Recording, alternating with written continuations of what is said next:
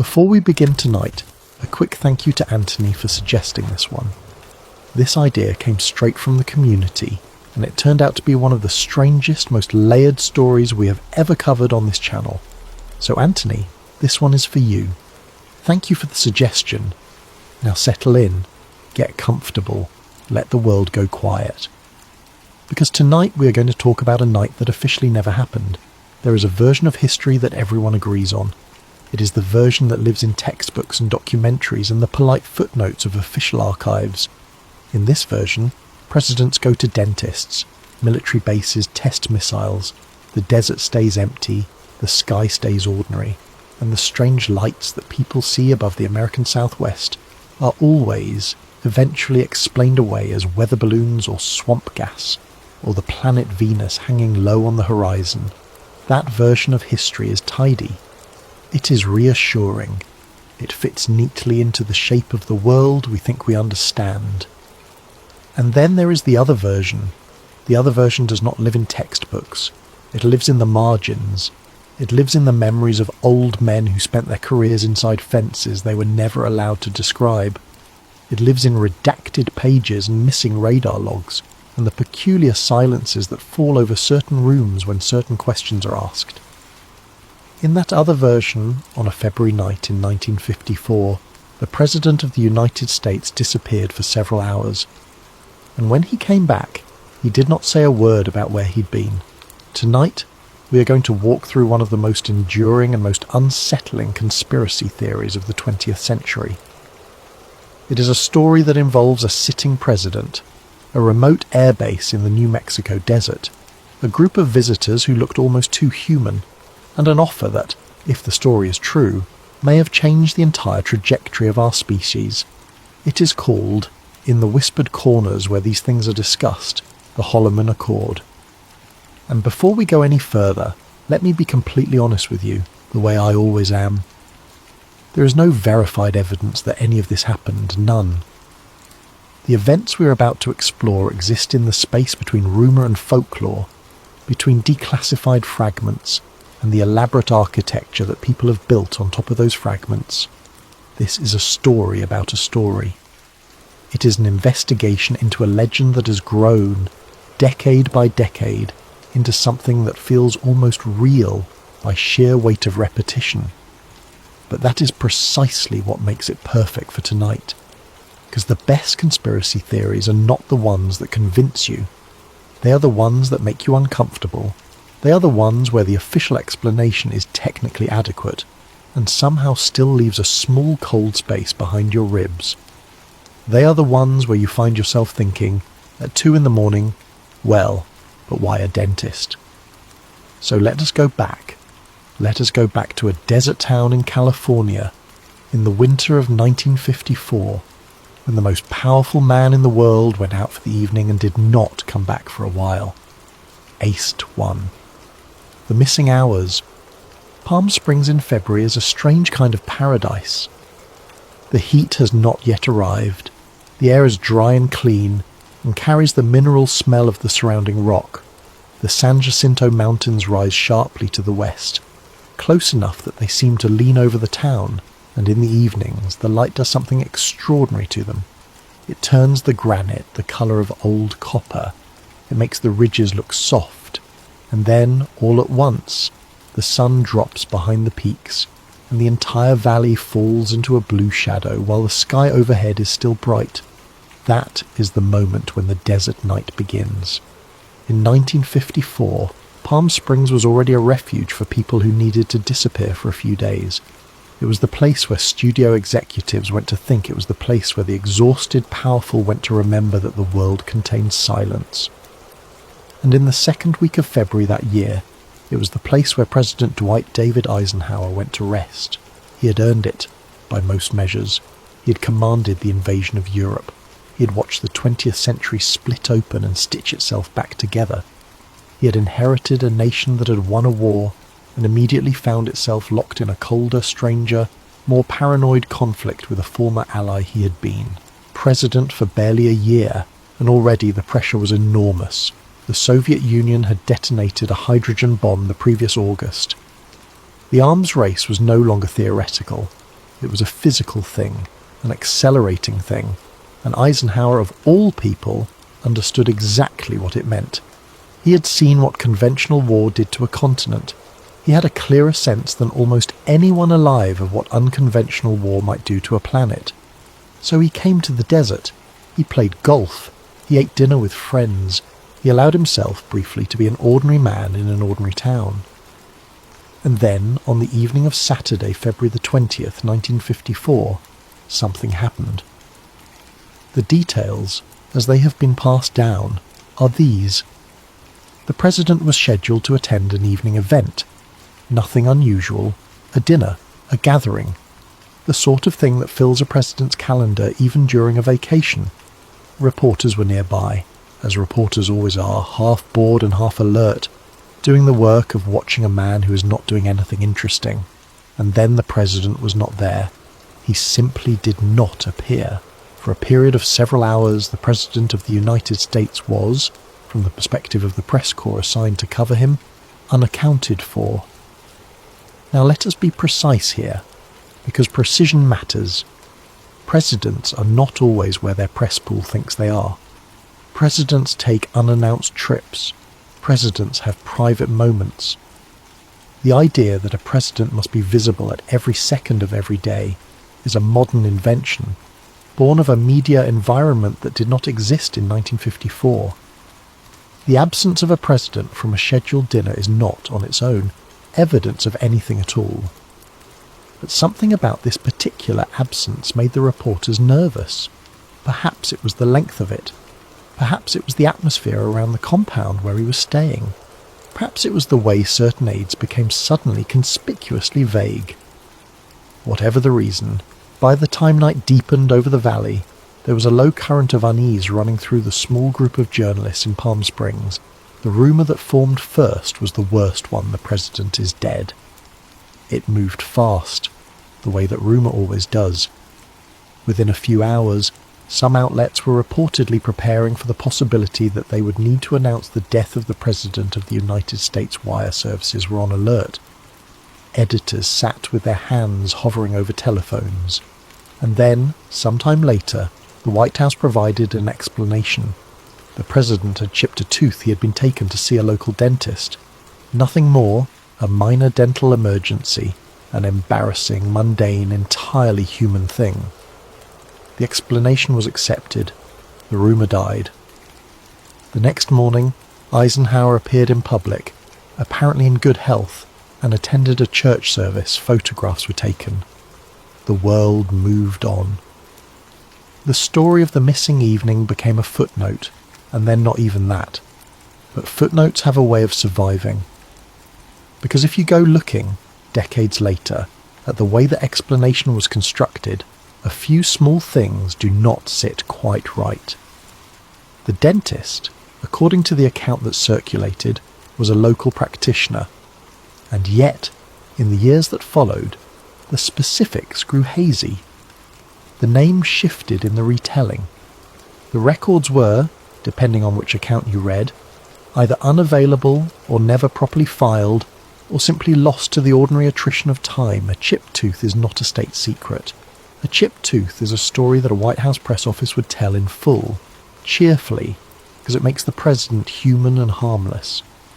It is the kind of story you lean into, and yet this one, somehow, was never quite pinned down. That is the small cold space behind the ribs. That is the crack. Now, before we go through that crack, I want to be clear about what we are doing. We are about to enter a story that is not history. It is folklore that wears the clothing of history. It uses real names and real places and real dates, and then it fills the gaps between them with something else entirely.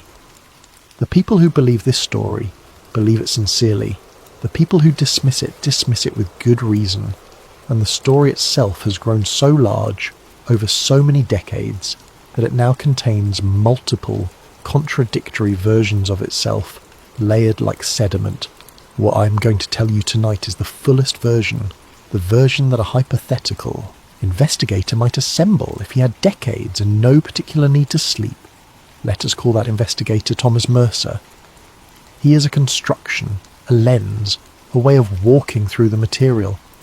but the material he walks through is real, in the sense that people have really said these things, really written them down, really carried them to their graves.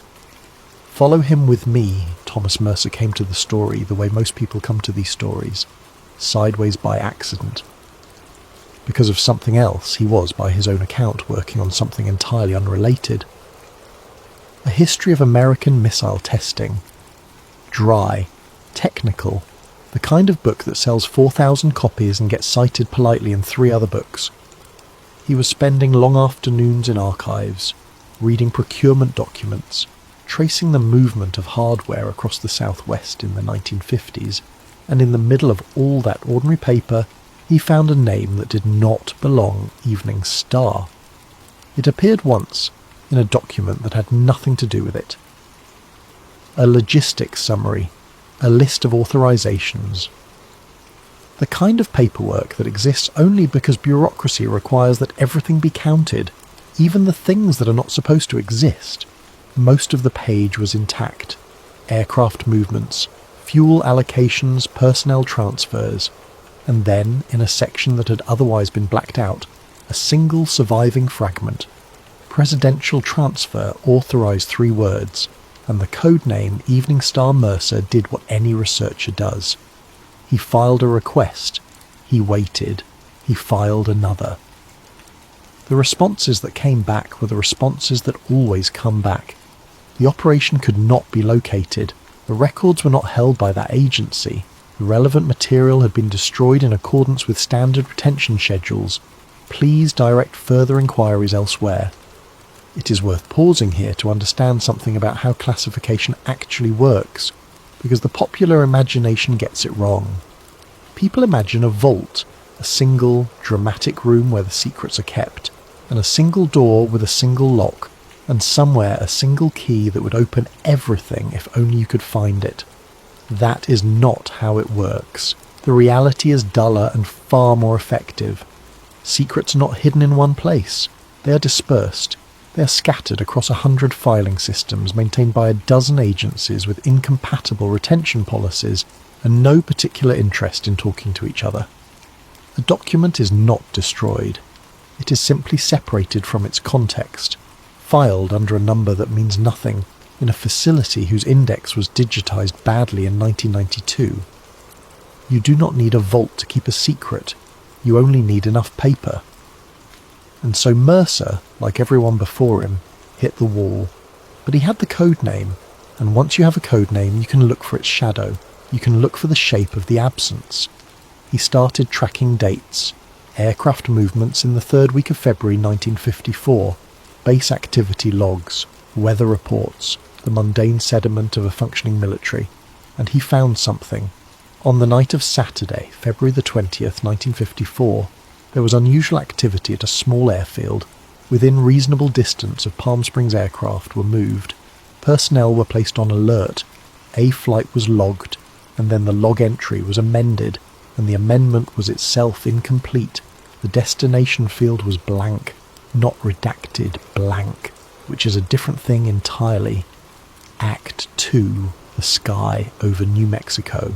Holloman Air Force Base sits in the Tularosa Basin, in the south-central part of New Mexico, in a landscape that does not look like it belongs to this planet.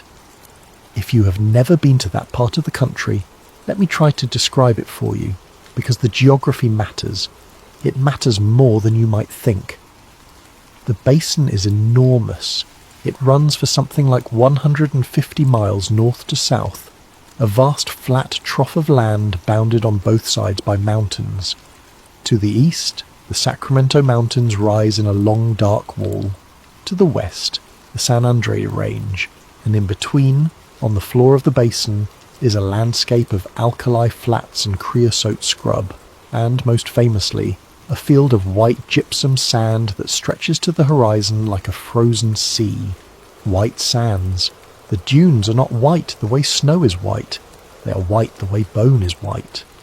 They are blindingly bright at midday, and they turn a soft mineral pink at sunset, and at night, under a full moon, they glow with a light that seems to come from underneath. It is one of the strangest landscapes in North America, and in the middle of the 20th century, the United States government decided that it was the perfect place to test the future. The reasons were entirely practical. The basin was empty. It was enormous. It was far from population centres and further still from the coasts, which meant it was difficult for foreign vessels to monitor. The weather was clear for most of the year, which meant that optical tracking was reliable. The ground was flat, which meant that a rocket falling out of the sky would land somewhere you could find it. And so the desert filled with instruments. The first atomic bomb in human history was detonated at the northern end of that basin, at a site called Trinity, in July of 1945. Captured German rockets were fired from White Sands in the years that followed missile programs, aerospace research, high-altitude testing, rocket sleds accelerating human volunteers to speeds that turned their faces into unrecognizable masks of compressed flesh. All of it happened there, in that basin, under that enormous sky. Holloman was at the centre of it. By the 1950s, the base was one of the most technologically advanced and most heavily restricted installations in the country. It handled guided missile research. It handled advanced aerospace testing. It handled things that were not described in any public document at all. And it was, and this is the crucial point, a place where people had learned not to ask questions. That is the culture that Mercer walked into, decades later, when he began knocking on doors. He was looking for veterans, men who had served at Holloman in the mid-1950s, who would now be very old, and who might, in the way that very old men sometimes do, feel that they had finally outlived their obligations to silence. He found dozens. Most of them told him nothing, because there was nothing to tell. They had done their jobs. They had maintained equipment and filed reports and gone home to their families and lived ordinary lives in the shadow of an extraordinary place. When he asked about strange events in 1954, they looked at him with the particular patience that old men reserve for young men asking foolish questions, but a handful did not. The first was a man Mercer identified only as a former ground crew technician. He was in his 90s when they spoke. He was lucid, careful, and clearly uncomfortable. He said that he remembered a night when the base changed. He could not date it precisely. He said it was winter, and he said it was cold, and he said that the cold was unusual enough that people had remarked on it. He said that in the early evening, without warning, an order came down that all non-essential personnel were to remain in their quarters. This was not, in itself, unheard of.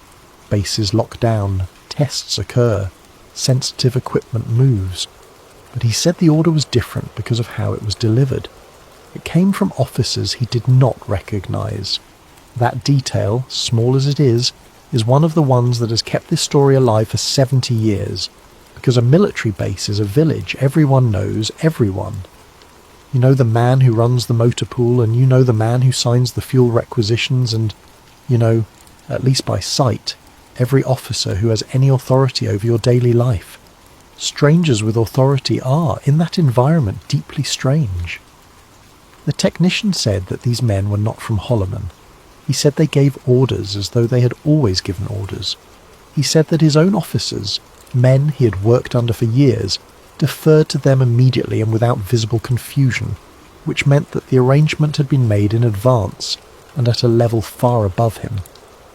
And he said that he was told, explicitly, that the lockdown was not a drill and that he was not to look outside.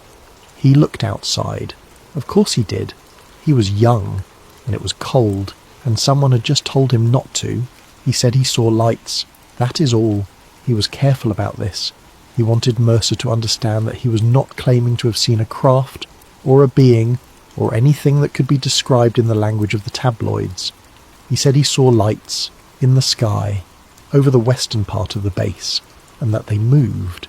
He said they did not move like aircraft.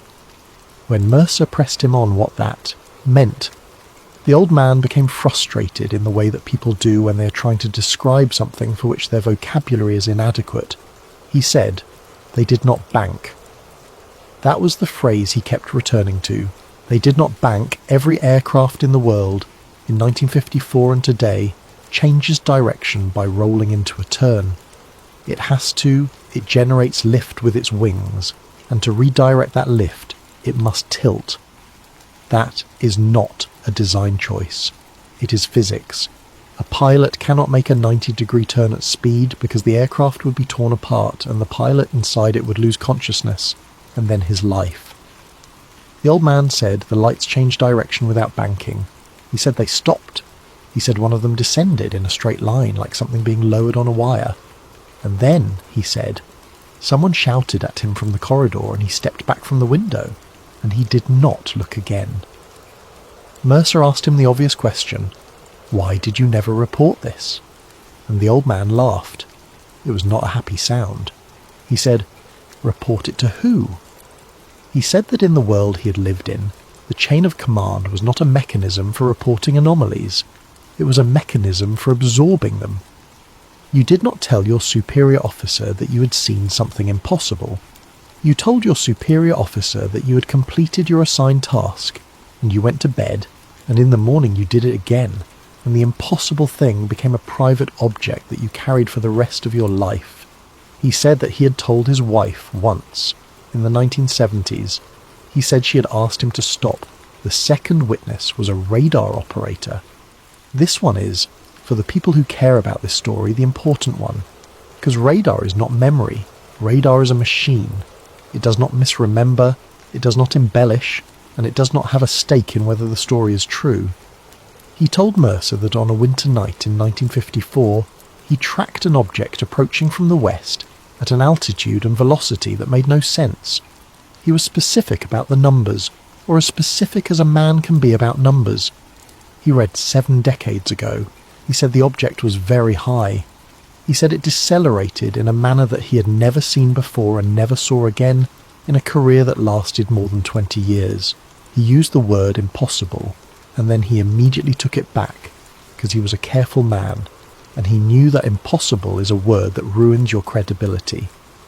He said, instead, that it did not conform. He described 3 characteristics. The first was acceleration. The object changed speed at a rate that would have been fatal to any human occupant and structurally destructive to any airframe he was aware of. The second was the absence of a heat signature.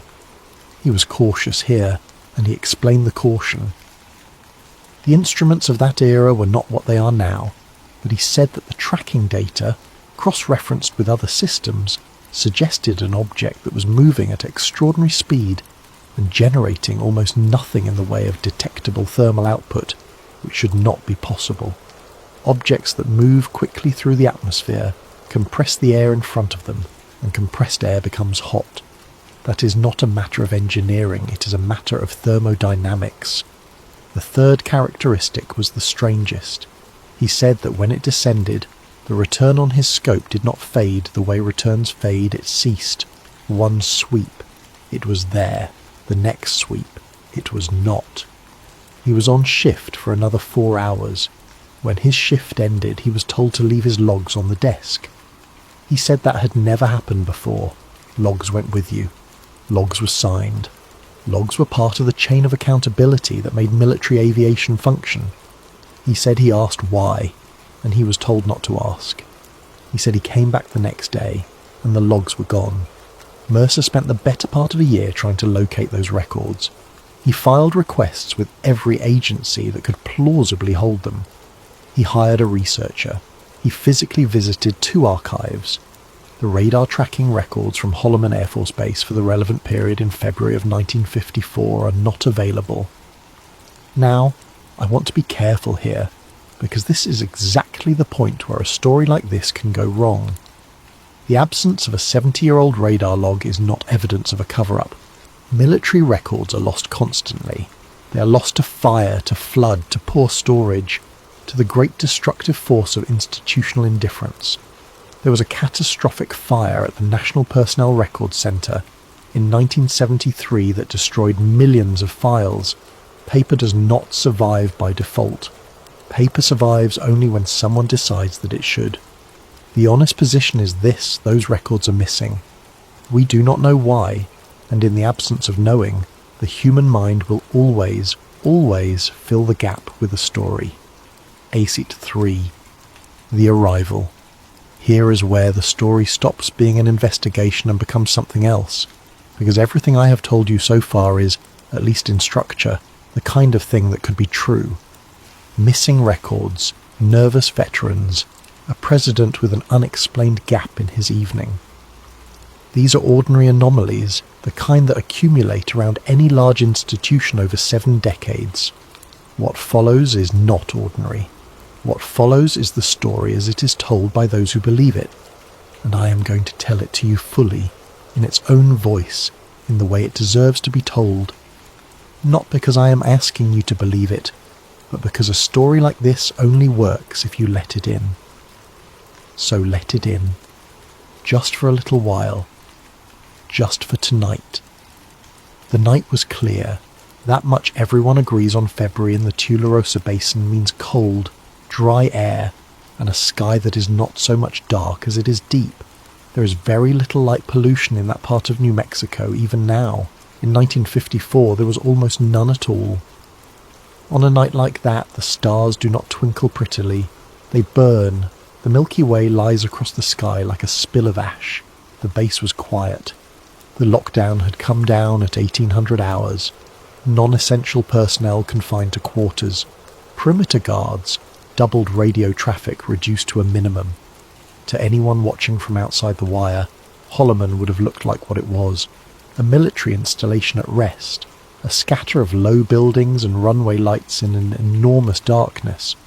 And then, at some point in the late evening, the lights appeared in the west. The accounts describe 3. Some say more. Some say as many as 5. The number has drifted over the decades, the way numbers do in stories that are retold more often than they are recorded. But the core of the account is consistent. They came in from the west, over the San Andres, moving without sound. That is the detail that the witnesses always emphasize, not the light, not the speed, the silence. Because a military base in the 1950s was not a quiet place. It was a place of engines, aircraft, generators, trucks, the constant low mechanical hum of a facility that never fully sleeps. Everyone who worked there had a trained ear for it. They knew what a B-29 sounded like at 10 miles. They knew the difference between a jet and a prop by the way it changed the air, and these things made no sound at all. They crossed the basin and they slowed, and they held their position, and the men who were watching from windows they had been told not to look through said afterward that the silence was the worst part, that it made the whole thing feel like something happening behind glass, like a film with the audio track removed. 2 of them remained aloft, 1 descended. The accounts of the descent are the most vivid and the most suspicious because they are the most cinematic, which is exactly the problem. A story that sounds like a film is a story that has probably been shaped by films, but here is what they say. They say it came down slowly, not falling, not gliding, but lowering, with a kind of deliberate patience, as though the ordinary rules that govern falling objects had been politely set aside for the evening. They say it settled onto the hardpan at the western edge of the base, in an area that had been cleared and cordoned hours earlier by men that nobody recognised. They say it was disc-shaped, roughly 30 to 40 feet across, and that its surface was polished to a degree that no aircraft of that era could have matched. Not painted, not riveted, seamless. They say that when it landed there was no dust. That detail is the one I keep coming back to. Because think about what the ground is like out there. The Tularosa Basin is alkali flat and fine desert soil and gypsum dust, so light it hangs in the air for minutes after a truck goes by.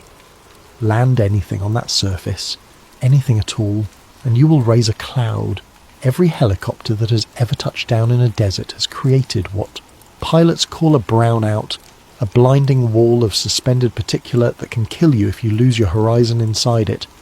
And the witnesses said that this thing settled onto that ground and the dust did not move, which either means that it was not really touching the ground, or it means that something was holding the air still, or of course, it means that it never happened, and that this is exactly the kind of vivid, physically evocative detail that a good storyteller invents.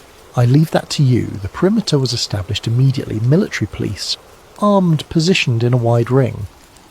No photographs cameras were, according to the accounts, physically confiscated from anyone who had one, including base photographers whose entire job was to document. That is an unusual order, because the American military of the 1950s documented everything, obsessively, compulsively. There are photographs of nuclear detonations, of failed rocket launches, of dead test animals, of injuries so severe they are difficult to look at. The instinct to record was absolute, and on this one night, at this one place, according to the story, that instinct was overruled. No images exist which is convenient for the conspiracy, and I say that with full awareness of the irony. The absence of evidence is presented as evidence that is the fundamental logical trap of every story like this one, and I am not going to pretend it is not there. But I will say this: if a thing like that had actually landed at Holloman Air Force Base in February of 1954, and if the men in charge had understood, in that moment, what they were looking at, then confiscating every camera on the base is exactly what they would have done. The absence of photographs is not proof, but it is also not surprising. And then the door opened. There is no consensus on how the door opened. Some accounts say it simply appeared, a seam resolving itself out of a surface that had been unbroken a moment earlier. Some say it lowered, some say it irised. What every account agrees on is what came out. They were tall. That is always the first thing. Tall, in the accounts, means something like 6 feet 4 to 6 feet 8, which in 1954 was genuinely unusual. The average American man of that era was around 5 feet 8. These figures towered. They were fair blonde hair, most accounts say, pale skin, and eyes that were described variously as blue, grey, or a blue, so pale it was nearly colourless. They wore close-fitting garments, one piece, without visible seams or fasteners. And they were, in every account that has come down to us, unmistakably, unsettlingly human in appearance. I want to sit with that for a moment, because it is the heart of this entire story, and it is the thing that makes it more disturbing than the standard alien narrative. The popular image of the extraterrestrial, the grey, the large head, the black almond eyes, the small grey body, that image is designed to be alien. It is a body plan that says clearly, definitively, unmistakably, I am not from here. When you look at it, you know exactly where you stand. The Nordics do not offer that comfort. They look like us. They look like a slightly idealised, slightly enlarged, slightly too perfect version of us, which raises a question that the grey never raises. Why? Why would a species that evolved on a different world, under a different sun, in a different chemistry, arrive here looking like a taller Scandinavian? There are only a few answers, and none of them are comforting. Either it is a coincidence, which is statistically absurd, or it is a disguise, which means they are choosing to appear that way, which means they have studied us closely enough to know what would put us at ease, which means they have been watching for a very long time, or it is not a disguise at all, or we are related. Hold on to that, we will come back to it. The name Nordic, by the way, is not something they called themselves. It is a label applied afterward by the people who wrote the reports, and it has stuck ever since because it is descriptive and because it is easy. According to the story, the classified memoranda that emerged from that night used the term as shorthand the Nordics, as though they were a delegation from a country, which in a sense is exactly how the military treated them. That is the thing that fiction always gets wrong about First Contact. It imagines panic, it imagines soldiers firing, it imagines chaos. The reality, if this story has any truth in it at all, was almost unbearably procedural. There was a perimeter, there was a protocol, there was a room prepared, and a schedule maintained. Somebody, somewhere in the chain of command, had a checklist. The extraordinary was processed by the ordinary. That is how institutions work. That is how they have always worked. And it is, honestly, the single most credible element of this entire story. Because if you told me that the United States military encountered a non-human intelligence and responded by convening a meeting, establishing a perimeter, restricting photography, and generating a paper trail that was subsequently misfiled, I would say, yes, that sounds exactly right, that sounds like them. And they spoke English. Fluently without accent, according to the accounts, though some versions describe a strange flatness to the speech, an absence of the small imperfections that make human speech human. No filler words, no hesitations, no throat clearing, just sentences delivered complete. One witness, in one version of the account, said that listening to them speak was like listening to a very good recording of someone who had never existed. AC-4, the meeting. The president arrived after midnight. He came in on an aircraft that was not logged, escorted by men whose names do not appear on any manifest, and he was driven directly to a building on the western side of the base that had been cleared of all personnel 8 hours earlier. Picture him 63 years old, a career soldier who had risen higher than any soldier reasonably should, a man who had, 10 years earlier, stood in a headquarters in England and given the order that sent 150,000 men across the English Channel into machine gun fire, and who had written, in advance, a letter taking full personal responsibility if it failed. He had a certain kind of face. If you have seen the photographs, you know. It was a face that had been worn smooth by the effort of remaining calm.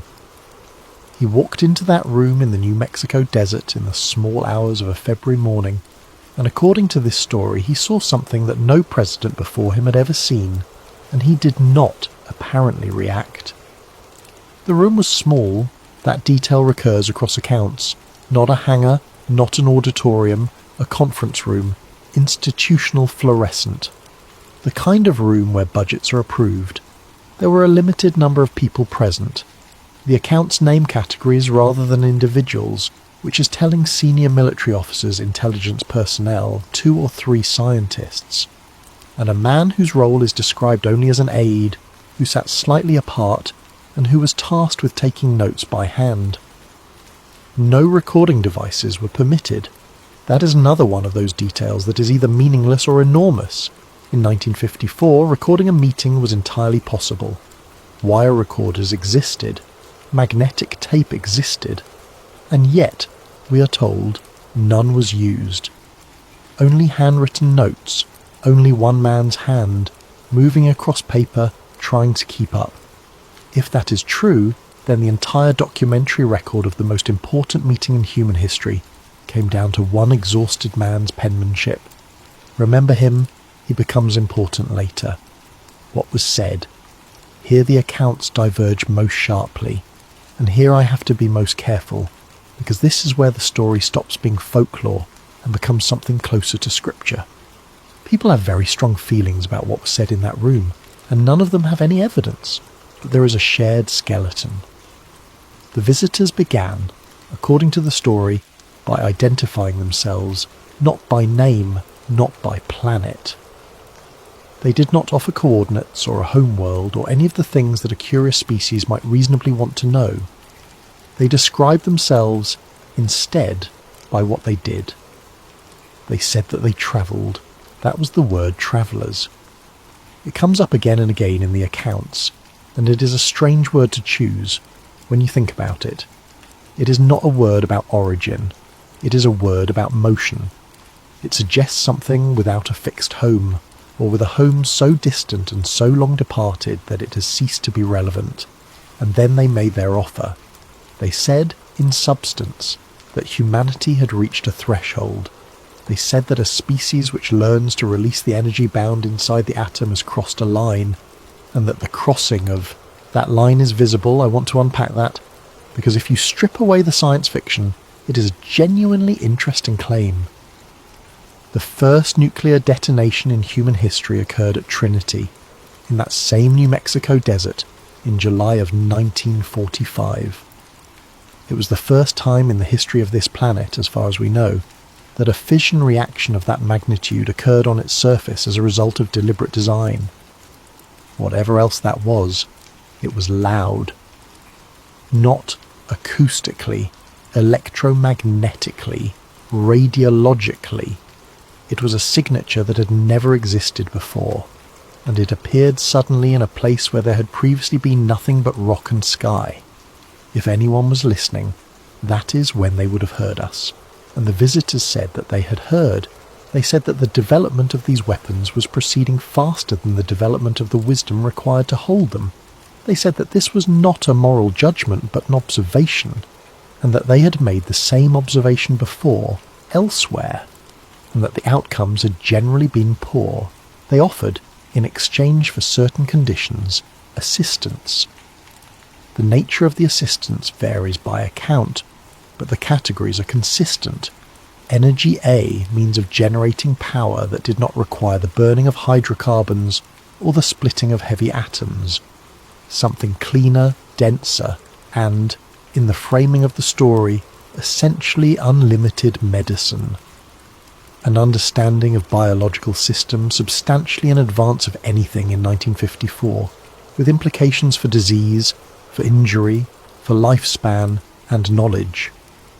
A broader framework, an explanation of what the universe actually is and what humanity's position within it actually amounts to. It is an extraordinary offer. It is in fact exactly the offer that a species in 1954 would have most wanted to receive, which is either evidence that the story is true or evidence that it was invented by people in the second half of the 20th century who knew exactly what the second half of the 20th century wanted. But there were conditions, and the central condition, the one that every version of this story agrees on, the one that sits at the absolute heart of the Holloman legend, was this: humanity must give up its nuclear weapons, not reduce, not limit, not manage, surrender, dismantle the arsenals, abandon the programs, renounce the technology entirely, permanently, and verifiably. That was the price. Act 5, the division. Now put yourself in that room. I want you to actually do it, because this is the moment where the story becomes genuinely interesting, and it has nothing to do with aliens. It is February of 1954. You're an American general. 6 months ago, the Soviet Union detonated a thermonuclear device. Your entire strategic doctrine, the doctrine that keeps 200 million people alive, rests on the credible threat of catastrophic retaliation. And a tall blonde man who arrived in a silent disc has just told you to throw it all away. What do you say? The generals, according to the story, said no, and their reasoning was not stupid. It was not the reasoning of small, frightened men who could not see the bigger picture. It was, in fact, extremely sharp, and it went something like this. We have been given no verification mechanism. Think about it. The visitors are asking the United States to disarm, but the visitors are not asking the Soviet Union to disarm, because the visitors are not talking to the Soviet Union. Or more precisely, we do not know whether the visitors are talking to the Soviet Union, because we cannot know, because we have no way to check. And if we disarm and they do not, we die. That is the whole of it. That is the entire brutal arithmetic of the Cold War compressed into a single sentence. There was a second objection, and it was, if anything, deeper. Someone in that room, according to the accounts, asked the visitors a question. He asked why. Why do you care? It is the right question. It is the only question. Because a species capable of crossing interstellar distances is not threatened by our weapons. Our nuclear arsenal, terrifying as it is to us, is a local phenomenon. It could ruin this planet. It could not scratch anything that arrived here from somewhere else. So the concern is not self-preservation, which means it is something else. And the options are limited. Either they care about us, in which case they are benevolent, which raises the question of why they waited until we invented the bomb to introduce themselves, or they care about the planet, in which case we are not the point, we are the infestation, and the offer is not a gift but a management strategy. Or they care about something on the planet, something they need, something that a nuclear exchange would destroy or contaminate or render inaccessible. Or they care about us in the way that a farmer cares about a field. The accounts say the visitors did not answer, or rather they say that the visitors answered in a way that was not an answer. that they said something to the effect that the question assumed a framework that did not apply, which, if you have ever tried to get a straight answer out of someone who has already decided not to give you one, will feel extremely familiar. The room turned. That is how one version describes it. The room turned. Because the moment a delegation refuses to explain its motives, it stops being a delegation and starts being a problem. Every intelligence officer in that room had spent his career learning to read exactly that kind of evasion, and every one of them had learned the same lesson. When someone will not tell you what they want, it is because what they want is something you would not give them. And Eisenhower said no, that is the pivot of the entire legend, the most consequential offer ever made to the human species, and the man in the chair turned it down. The accounts differ on his reasoning, and I find the differences illuminating. Some versions present the refusal as a failure, as a moment of cowardice, of short-sightedness, of Cold War paranoia overriding a chance at transcendence. In this version, we were offered the future and we chose the bomb, and everything that has gone wrong since is downstream of that choice. Other versions present the refusal as the finest hour of American statesmanship. In this version, Eisenhower looked across the table at beings who could have destroyed him, and declined to be managed. He refused to surrender the sovereignty of his species to a party that would not identify itself or explain its interests. He said, in effect, we will make our own mistakes. I have thought about this a great deal, and I have to tell you honestly, I do not know which version I believe, but I know which one sounds more like Eisenhower. This was, after all, a man who understood better than almost anyone what the machinery of power does to the people inside it. 7 years after that alleged night in the desert, in his farewell address to the nation, he warned Americans about the rise of what he called the military-industrial complex, and about the danger of policy being captured by a technological elite that is not the language of a man who trusted institutions, that is the language of a man who had seen, up close, what happens when enormous power is handed to people who are certain they know best. And if you are looking for a man who would sit across a table from a superior civilization, offering unlimited power in exchange for total compliance, and would look at that offer and say, no thank you, then Dwight Eisenhower is not a bad candidate, they left. The accounts describe it without drama, no threats, no warnings, no ultimatum. They rose, and they said something that has been reported in a dozen slightly different phrasings, but which always carries the same meaning. They said that the offer would not be repeated. And then they walked out into the desert night, and their craft lifted, and the 3 lights went back over the San Andreas, and out into the dark, and the United States government began the long process of pretending that none of it had happened. ACT 6. The second group. Here the story takes its turn, because if the Holloman legend ended with a noble refusal, it would be a tragedy, and tragedies are clean, they are complete, they have a moral, but the legend does not end there. Months later, according to the story, there was another contact. Different visitors, different appearance, different terms.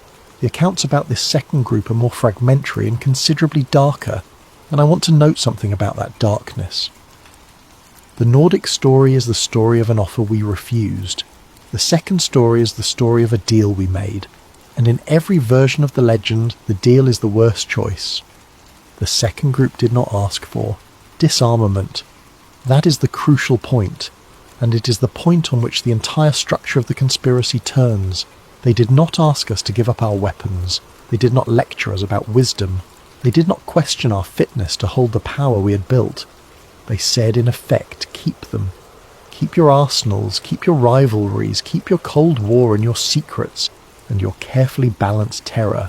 We want something else. And what they wanted in the story was access. The terms, as they have come down through decades of retelling, involved permission. Permission to operate within certain areas. Permission to conduct what the accounts describe, with careful vagueness, as biological studies. In exchange, they would provide technology, not the transformative technology the Nordics had offered, Not clean energy or medicine or a new understanding of the cosmos. Something narrower. Something with applications. And this is where the story becomes genuinely clever, in a way I have to grudgingly admire. Because look at what the second offer actually is. Structurally, the Nordics offered a gift with a condition attached, and the condition required us to change. The second group offered a transaction with no condition, and the transaction required us to stay exactly the same. Which offer is more attractive to an institution? Which offer is more attractive to a general, or a defence contractor, or a bureaucrat with a budget to protect and a rival service to outmaneuver? The Nordic offer would have dissolved the entire apparatus of national security. The second offer would have fed it. And that, whether or not any of this happened, is a genuinely sharp observation about how institutions actually behave. They do not choose the option that is best for the species. They choose the option that preserves the institution. Every single time, Mercer, following the trail, began to notice something dates. He was not a physicist. He could not evaluate technology claims. What he could do, as a researcher, was count, and what he counted was beginnings. He built a timeline. He plotted the start dates of every classified aerospace program, every advanced materials initiative, every unusual research contract he could identify from the declassified record of the 1950s. And he found a Cluster A statistically noticeable bunching of program initiations in the 18 months following February of 1954. Now I have to stop here, because this is the exact moment where a conspiracy theory becomes seductive, and I would be doing you a disservice if I did not name the trick the 1950s were a period of explosive, unprecedented technological acceleration across every field of American science. Of course, there was a cluster. There was a cluster in 1953. There was a cluster in 1955. The entire decade was a cluster.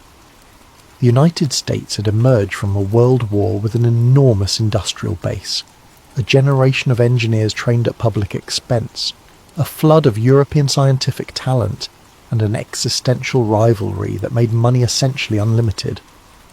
Programs were starting constantly. If you draw a circle around any 18-month period in that decade and count the new initiatives inside it, you will find a great many that is not evidence. That is a decade, but, and I say this carefully, because I do not want to give more weight to it than it deserves. There are a small number of things that happened in the middle of the 1950s that are genuinely a little hard to explain on the ordinary timeline. The pace of certain material science developments, the speed with which certain aerospace concepts moved from theory to prototype, the occasional program whose funding line appears before its stated justification, none of this is impossible. All of it has conventional explanations, and in most cases the conventional explanation is well documented and boring. But if you are determined to see a pattern, the pattern is there to be seen. That is the thing about patterns. They are always there to be seen. Next 7. The forgotten transcript. Remember the aid. The man in the corner of the room, writing by hand because no recording devices were permitted. He is the only real witness in this entire story.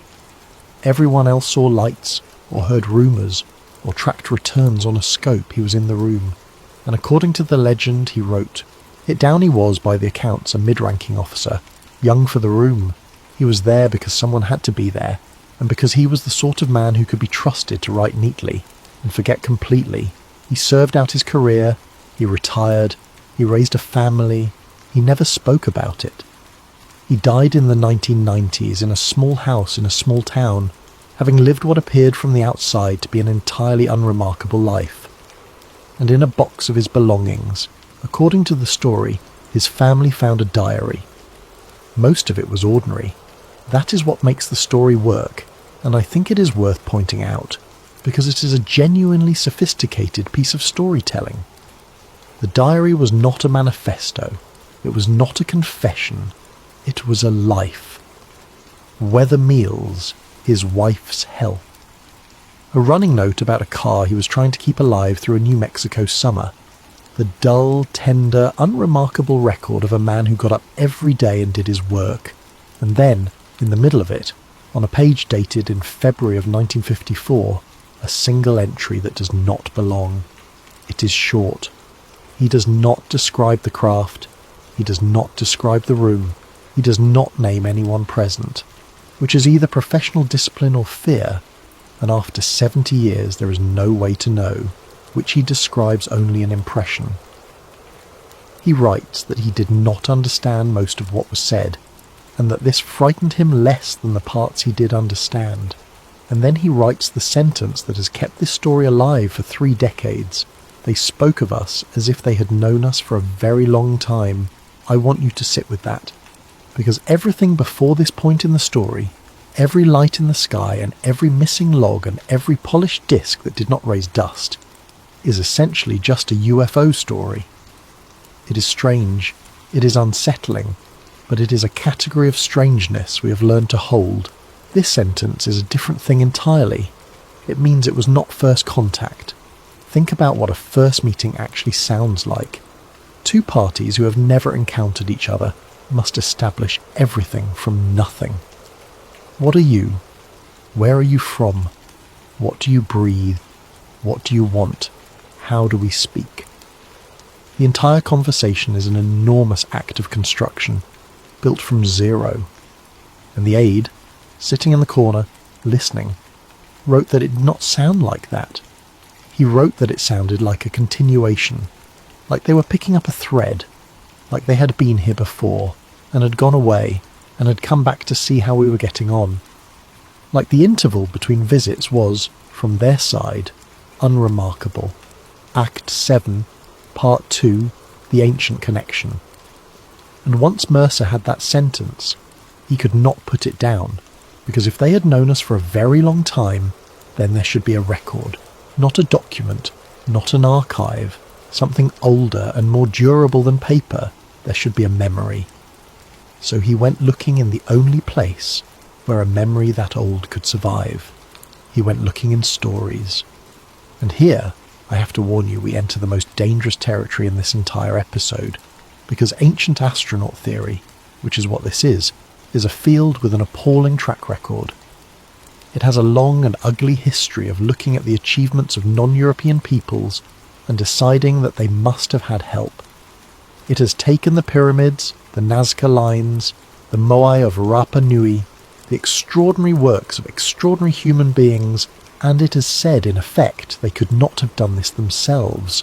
That is not a theory. That is a prejudice wearing a theory's clothes. So I want to be extremely clear about what we are doing here. We are not going to claim that ancient people needed help. We are going to do something narrower, and I think more interesting. We are going to look at what ancient people said they saw. And what they said, over and over, across cultures that had no contact with one another, is that beings came down from the sky. They are described in remarkably consistent terms, tall, radiant, beautiful, in a way that is described as frightening rather than comforting. They arrive from above, they interact with a small number of chosen people, they deliver knowledge or warnings or instructions, and then they leave with a promise, or a threat, or both. Northern European folklore is full of them. The tall fair folk who live in the hills, who move without sound, who take people away and return them changed, or do not return them at all. The stories are consistent about one thing above all others. These beings are not evil, they are indifferent. They operate according to rules that human beings can perceive, but not understand. And violating those rules destroys you, not out of malice, but the way that stepping off a cliff destroys you. Religious traditions across the world describe encounters with luminous figures who appear from above, who are consistently described as terrifying rather than gentle, and whose first words to a human witness are almost always some version of "do not be afraid." Which is a strange thing to have to say, unless the sight of you makes fear the default Mercer catalogued them. He built a list, running back thousands of years, of every account he could find of tall, fair, radiant beings descending and delivering knowledge and departing. He was aware of the obvious objection. He named it himself in his own notes. The objection is this: human beings have a limited imagination and a shared neurology. When we imagine something greater than ourselves, we tend to imagine the same things: taller, brighter, calmer, wiser. The convergence in these stories may not be evidence of a shared external reality. It may simply be evidence that we are all the same animal, imagining the same way. That is a completely sufficient explanation. It is, in fact, almost certainly the correct one, and still Mercer wrote something in his notes that I think about more than I would like to. He wrote that when he read those ancient accounts, and then read the testimony of the men at Holloman. The thing that struck him was not the similarity of the descriptions, it was the similarity of the tone.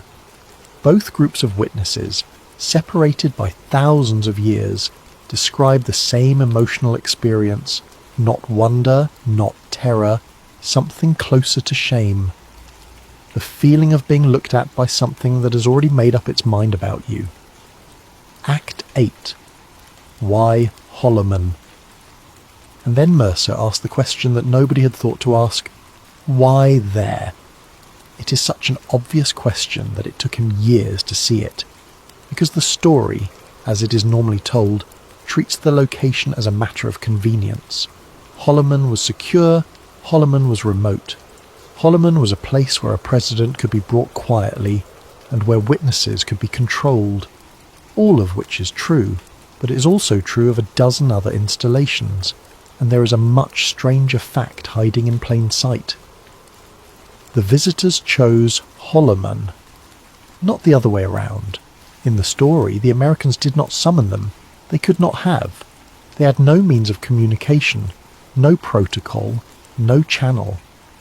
Every account is clear that the contact was initiated from the other side, which means that on that night in February of 1954, 3 objects crossed an unknown distance, entered the atmosphere of this planet, and descended to a specific patch of desert in southern New Mexico, out of the entire surface of the Earth.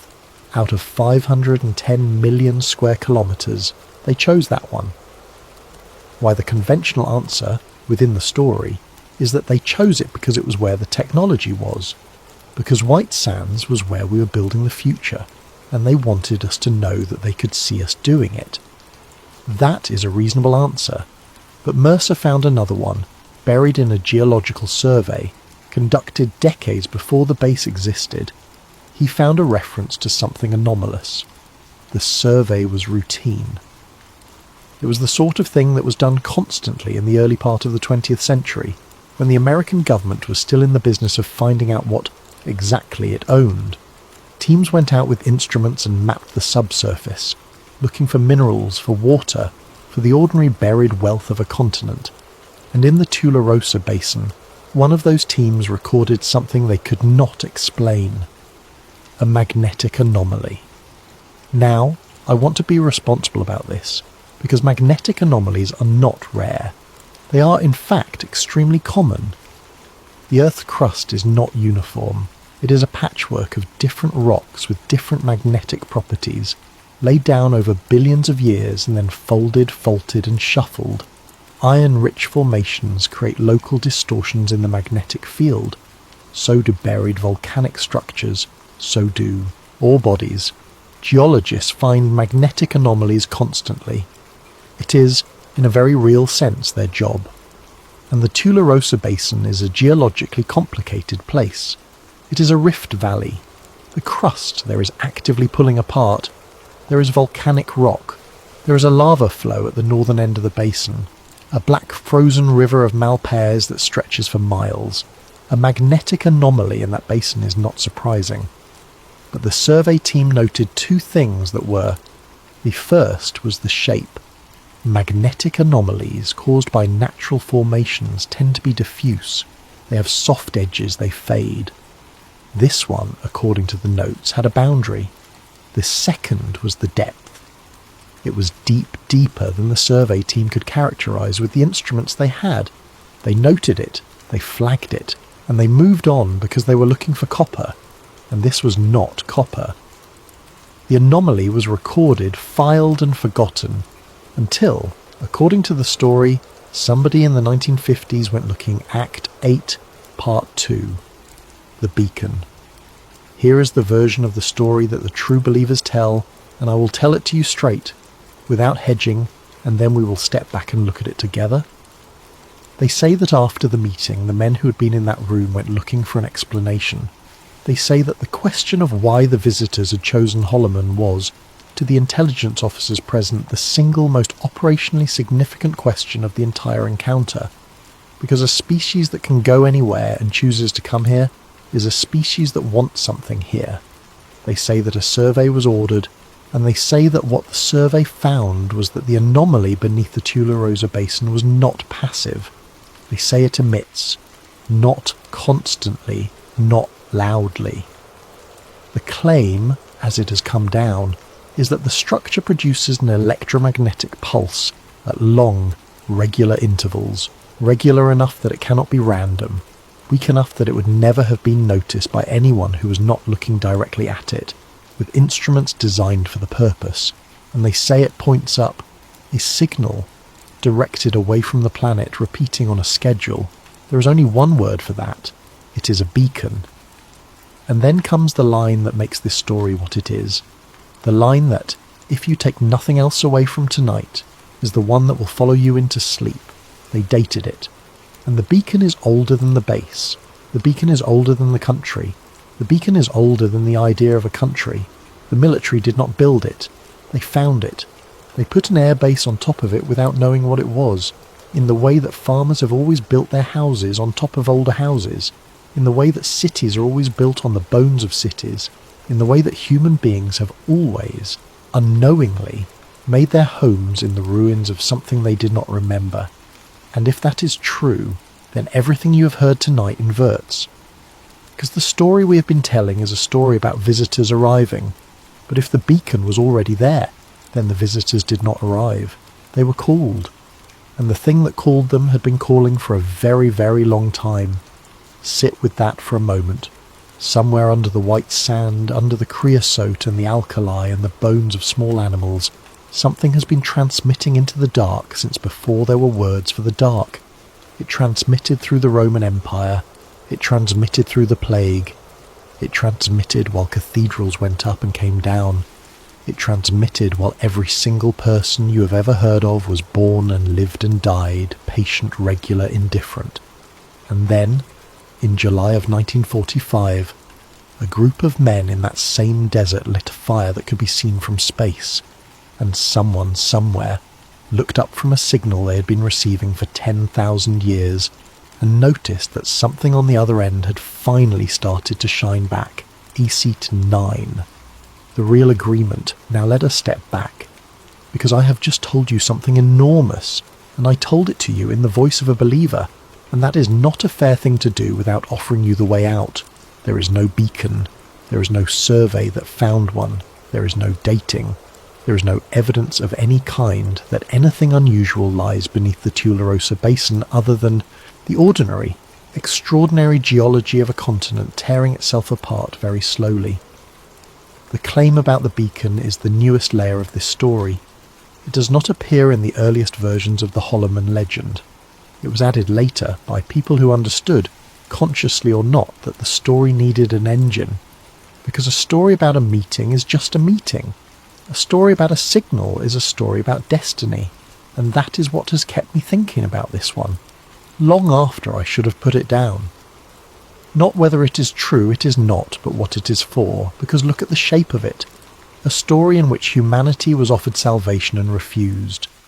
A story in which the refusal was made by one man, in one room, on one night, and everyone else was excluded. A story in which the wrong choice was made for institutional reasons by people who could not see past their own budgets. A story in which the evidence exists but is withheld.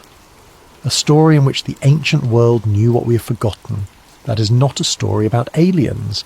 That is a story about how it feels to live in the second half of the 20th century. It is a story about a generation that watched the bomb go off and understood correctly that something had changed forever, that the species had picked up a tool it could not put down, that every generation from now until the end would live with the knowledge that the whole thing could be over in an afternoon. And it is a story that offers, in the face of that, the most seductive comfort imaginable. It says it did not have to be this way. There was another road. Someone showed it to us. Someone offered. We could have had clean energy and long life and a place among the stars, and we said no, which is unbearable. But it is so much more bearable than the alternative. Because the alternative is that nobody came. The alternative is that in February of 1954, the sky over New Mexico was empty, and it has always been empty, and there was no offer and no choice and no visitors and no one watching at all. The alternative is that we built these weapons entirely on our own, out of our own cleverness and our own fear, and that no one is coming to take them away from us, and that no one is coming to save us, and that the only thing standing between this species and its own extinction is the daily, unglamorous, exhausting decision of ordinary people to not do the worst thing available to them. That is a much harder story. There is no one to blame in it. There is no secret. There is no withheld gift. There is no room where the wrong choice was made, and therefore there is no room where a right choice might still be made if only the right people got in. There is just as alone with the bomb, deciding every single morning not to use it, and doing it again the next morning and the next for 70 years, which when you put it that way is not a failure at all. It might be the single most remarkable thing our species has ever done. The last message. There is one more line in the aide's diary, or so the story says. It comes at the end of the entry, after the description of the room and the impressions and the fear. He writes that as the meeting ended, one of the visitors said something that was not directed at anyone in particular. He writes that it was said the way a person says something to himself, and he wrote it down. You measure time in decades. We measure it in civilizations. And I have to admit, as a piece of writing, it is devastating. Because it means the answer was never no. It means the answer was not yet. It means that from their side, a rejection is not a conclusion. It is a data point. It is a single reading, taken from a species that has been observed before and will be observed again, and it will be filed alongside the other readings, the ones taken when we were building pyramids, and the ones taken when we were painting caves, and the file will remain open. They are not waiting for us to change our minds. They are waiting for us to become the kind of thing that has a different mind, and that takes longer than a lifetime. It takes longer than a country. It takes exactly as long as it takes.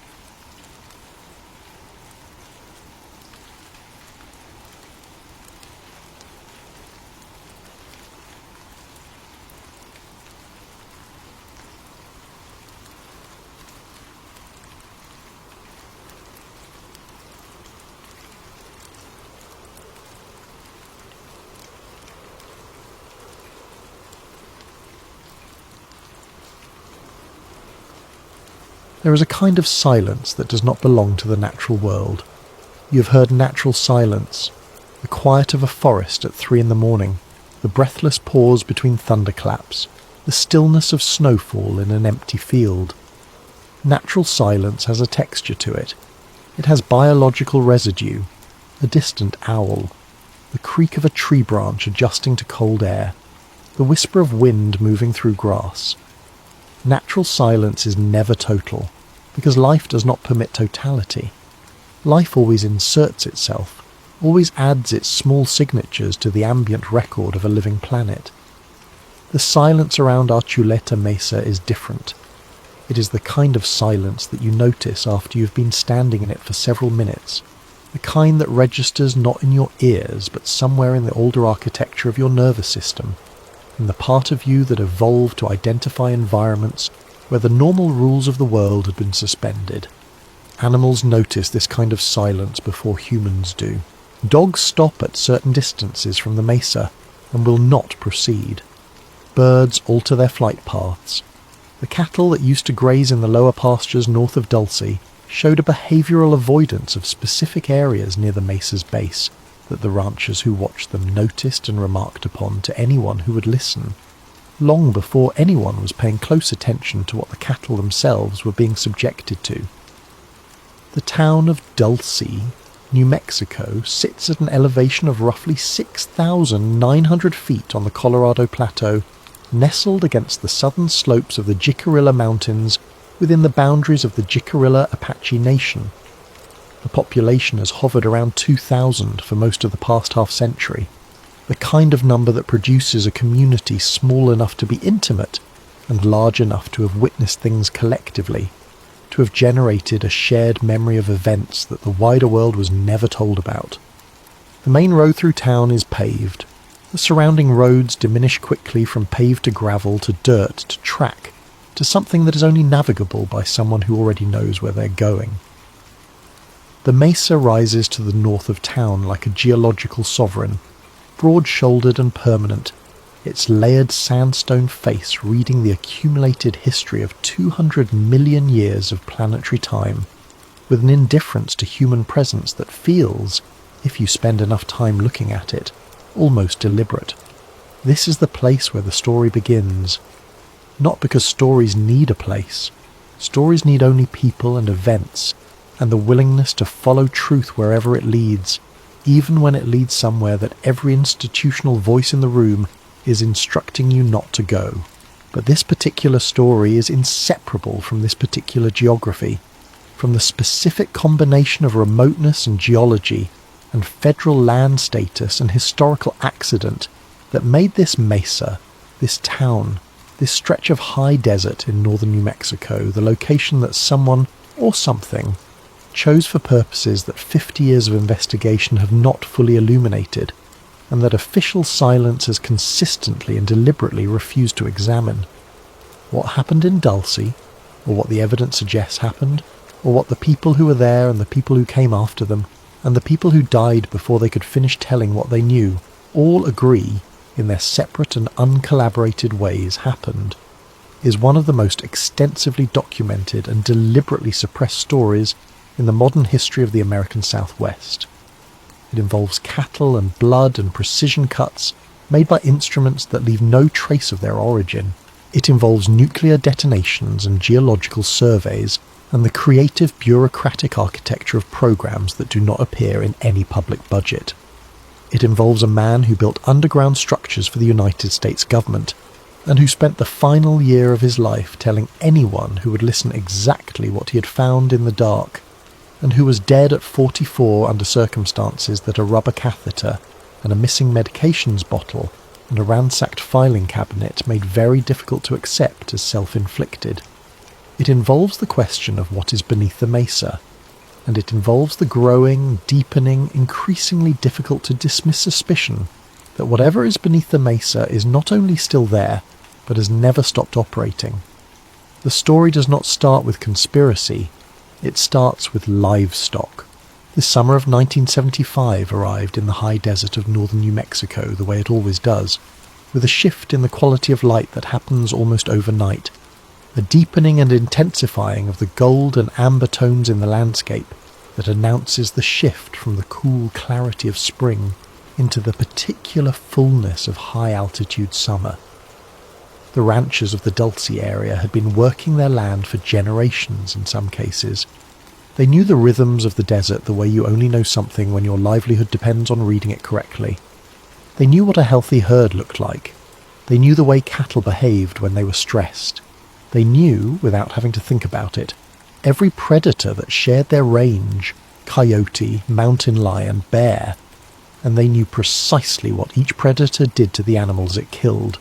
None of them had ever seen anything like what they began finding in the summer of 1975, and what continued to appear with a regularity that transformed initial shock into a sustained, grinding dread through 1976 and beyond. The animals were dead.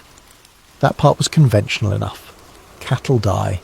They die from illness, from predator attacks, from exposure, from any number of causes that a rancher factors into the annual arithmetic of a working operation. But the manner of death in these cases was not any cause that any rancher in the area had ever encountered.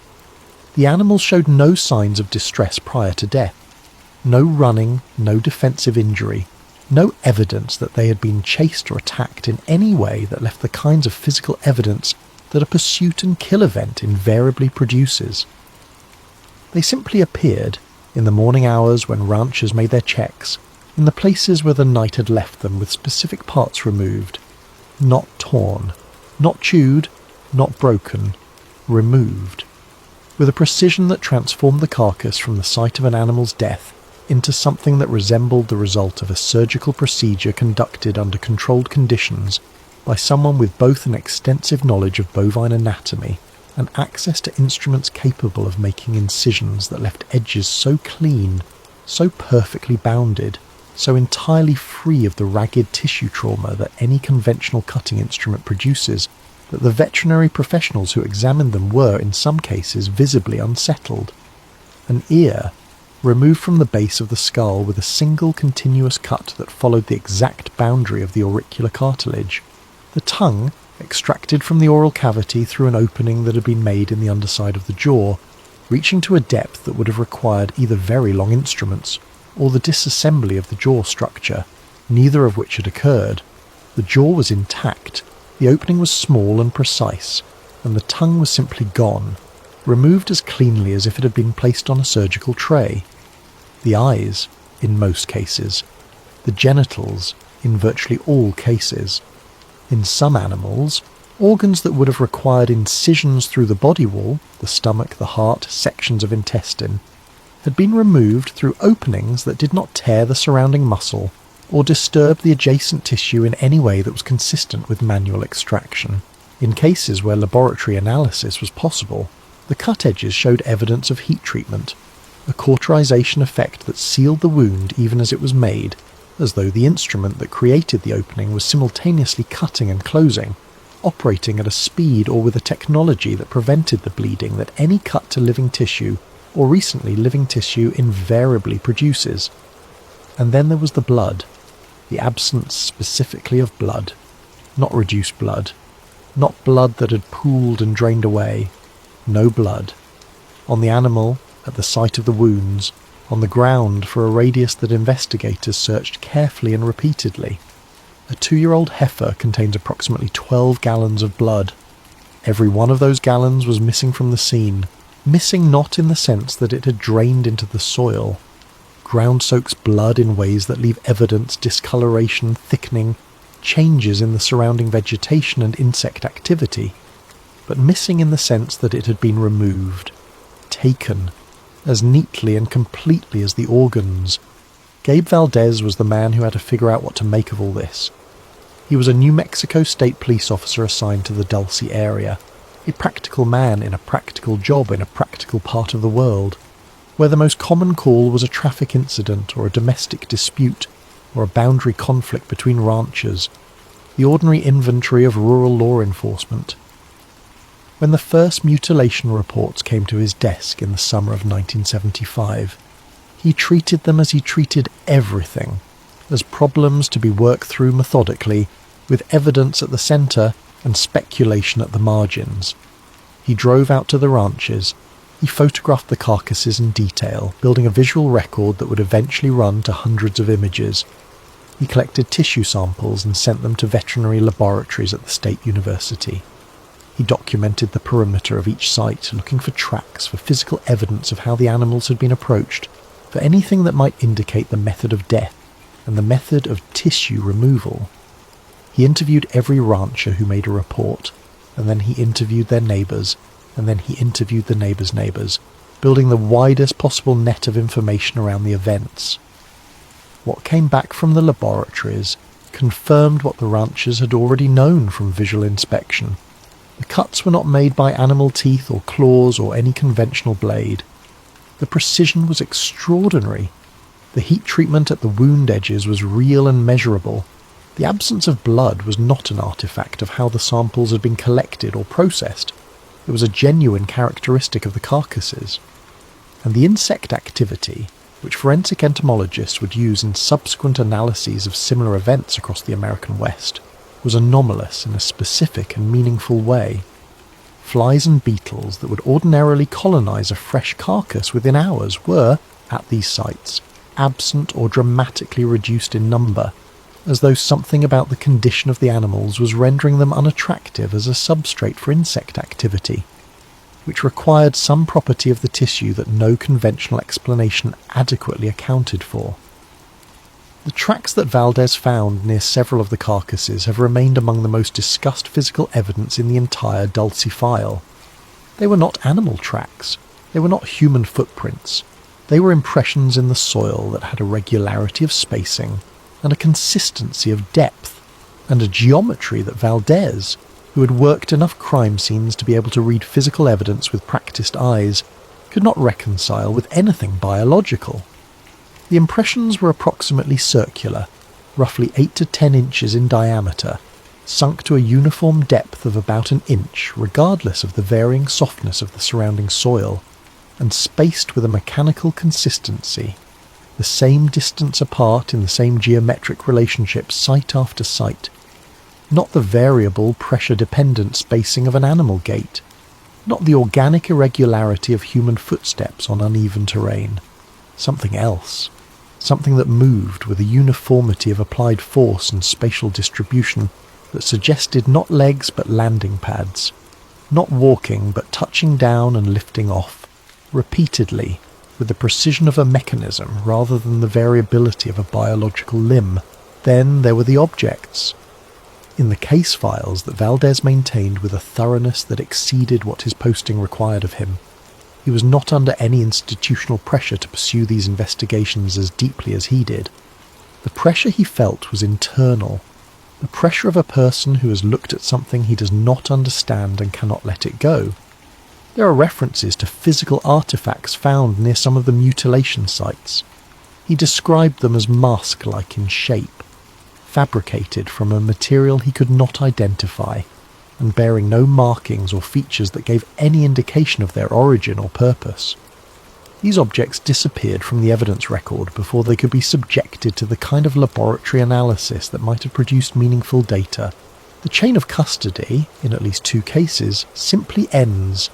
The objects were logged, transferred to a law enforcement facility for storage, and then, when subsequent requests were made for them, were reported as either missing or never having arrived. This kind of evidence disappearance, which researchers would document repeatedly across multiple categories of physical evidence connected to the Dulce investigation, does not happen by accident. Physical evidence logged and transferred through official channels does not simply cease to exist unless someone with the authority and the motive to remove it has done so. The helicopters were perhaps the element that Valdez found most disturbing in his years of investigation, because unlike the wound patterns and the missing blood and the enigmatic tracks, helicopters were human technology, and their persistent appearance in the windows of time surrounding the mutilation events implied a human role in whatever was occurring. They were not commercial aircraft. They were not the agricultural spraying operations that occasionally work the area. They were unmarked, dark-coloured rotary wing aircraft that flew at night without lights, at altitudes that kept them below standard radar coverage, along routes that Valdez began to map after tracking enough sightings from enough witnesses over enough months to start seeing the patterns in their behaviour. The patterns were not random.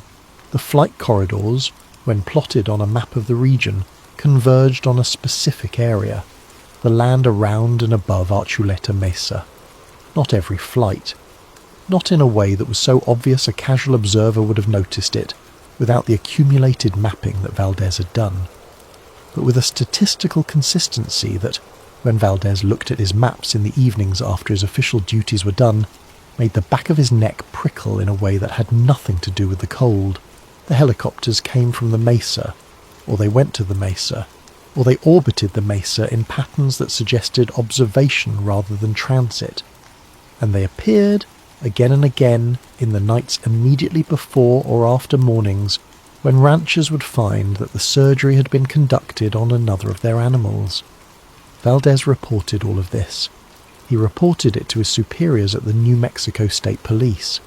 He reported it to the FBI office that eventually, under congressional pressure in the late 1970s, opened a nominal investigation into the cattle mutilation phenomenon.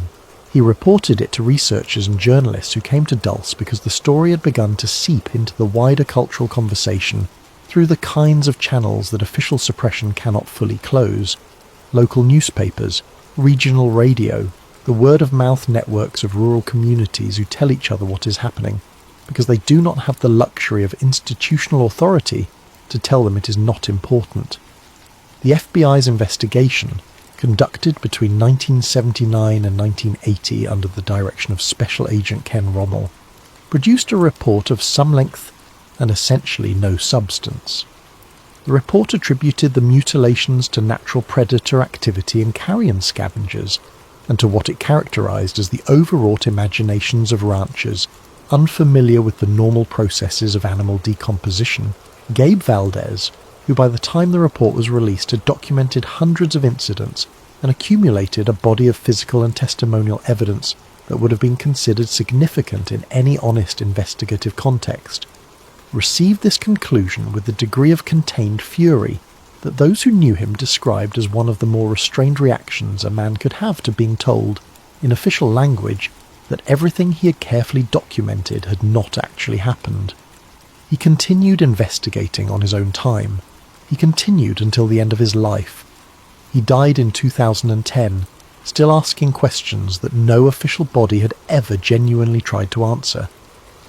To understand why Gabe Valdez's questions were never answered, you have to understand the geography of secrecy that surrounded the place where he was asking them. Northern New Mexico in the 1970s was not simply a remote stretch of high desert. It was the deep operational hinterland of the most extensive complex of classified defense and nuclear research facilities in the world.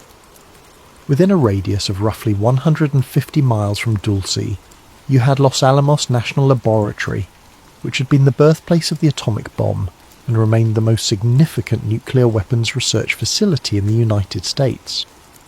You had Sandia National Laboratories, which handled the engineering and systems integration of the nuclear weapons program. You had Kirtland Air Force Base, which maintained nuclear weapons storage and served as a hub for classified aerospace programs. You had White Sands Missile Range, where generations of American weapon systems had been tested in the isolation of the Chihuahuan Desert. You had Holloman Air Force Base. You had a web of smaller facilities and monitoring stations and research outposts that existed in the classified bureaucratic ecosystem that surrounded the public institutions like the unseen portion of an iceberg. This geography of secrecy had specific practical consequences for anyone attempting to investigate unusual phenomena in the region. The classification infrastructure of the national laboratories extended well beyond their physical boundaries. Personnel who worked at Los Alamos lived in the surrounding communities and were bound by security agreements that, in some cases, covered not just their work but their observations and communications more broadly. The culture of institutional silence that the nuclear program had cultivated over decades, a culture in which not asking about things you were not authorized to know was as important as not telling things you were authorized to know, permeated the social fabric of northern New Mexico in ways that were subtle and pervasive and largely invisible to anyone who had not grown up inside it. When strange things happened in this environment, the default response of the people most likely to have relevant knowledge was not to tell. It was to say nothing, and to maintain that nothing with the practiced ease of people, for whom institutional silence was not an unusual burden, but a lifetime habit. Into this environment, something had been added in December of 1967 that the public record acknowledges and the conspiracy framework interprets in a way that is either paranoid or incisive, depending on your starting assumptions. Project Gas Buggy was real. Every element of its official description is documentable. It was part of the Plowshare Program, a genuine initiative of the United States Atomic Energy Commission that ran from 1958 to 1973 with the stated goal of finding industrial applications for nuclear explosives. The program detonated 27 nuclear devices in total in locations across the American West, for purposes that range from the ambitious to the absurd: harbour excavation in Alaska, canal construction in Panama, natural gas stimulation in Colorado and New Mexico. Project Gas Buggy was the natural gas stimulation experiment conducted in partnership with the El Paso Natural Gas Company at a site in the Carson National Forest in Rio Arriba County, New Mexico, approximately 30 miles southwest of Dulce. On December 10th, 1967, at 10 o'clock in the morning, a 29 kiloton nuclear device was detonated at a depth of 4,240 feet below the surface. The explosion fractured the surrounding rock formation, releasing natural gas trapped within it. The gas, when subsequently tested, was found to contain tritium and other radioactive isotopes at levels that made commercial use impractical. The project was evaluated as a partial technical success and an economic failure. The Plowshare Program continued for a few more years with other experiments before being terminated in the early 1970s. That is what the public record says. Now consider what the public record does not say, and what the geography and geology of the region make it reasonable to ask. A 29 kiloton nuclear detonation at 4,000 feet creates a pressure wave that travels outward through the surrounding rock in every direction simultaneously. The characteristics of that pressure wave as it moves, its amplitude, its frequency, its interaction with the specific formations it encounters, are functions of the geological structure through which it is propagating. In a region as geologically complex as northern New Mexico, with its ancient volcanic intrusions and its extensive limestone formations, and its well-documented networks of natural cave systems and subsurface voids, the propagation of that pressure wave is not a simple radiating sphere of uniform energy. It is a complex three-dimensional interaction between the wave and the geological structure, and it produces, in the rock through which it passes, a record of that structure, a seismic tomography in effect of everything between the blast point and wherever the wave's energy finally dissipates. The Atomic Energy Commission would have known this. The geophysicists working on Project Gas Buggy would have known this.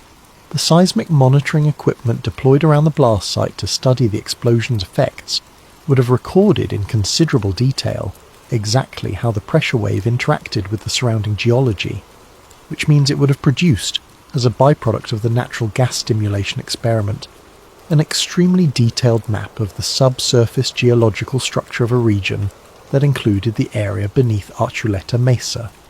Some of this seismic data is publicly available, some of it remains classified.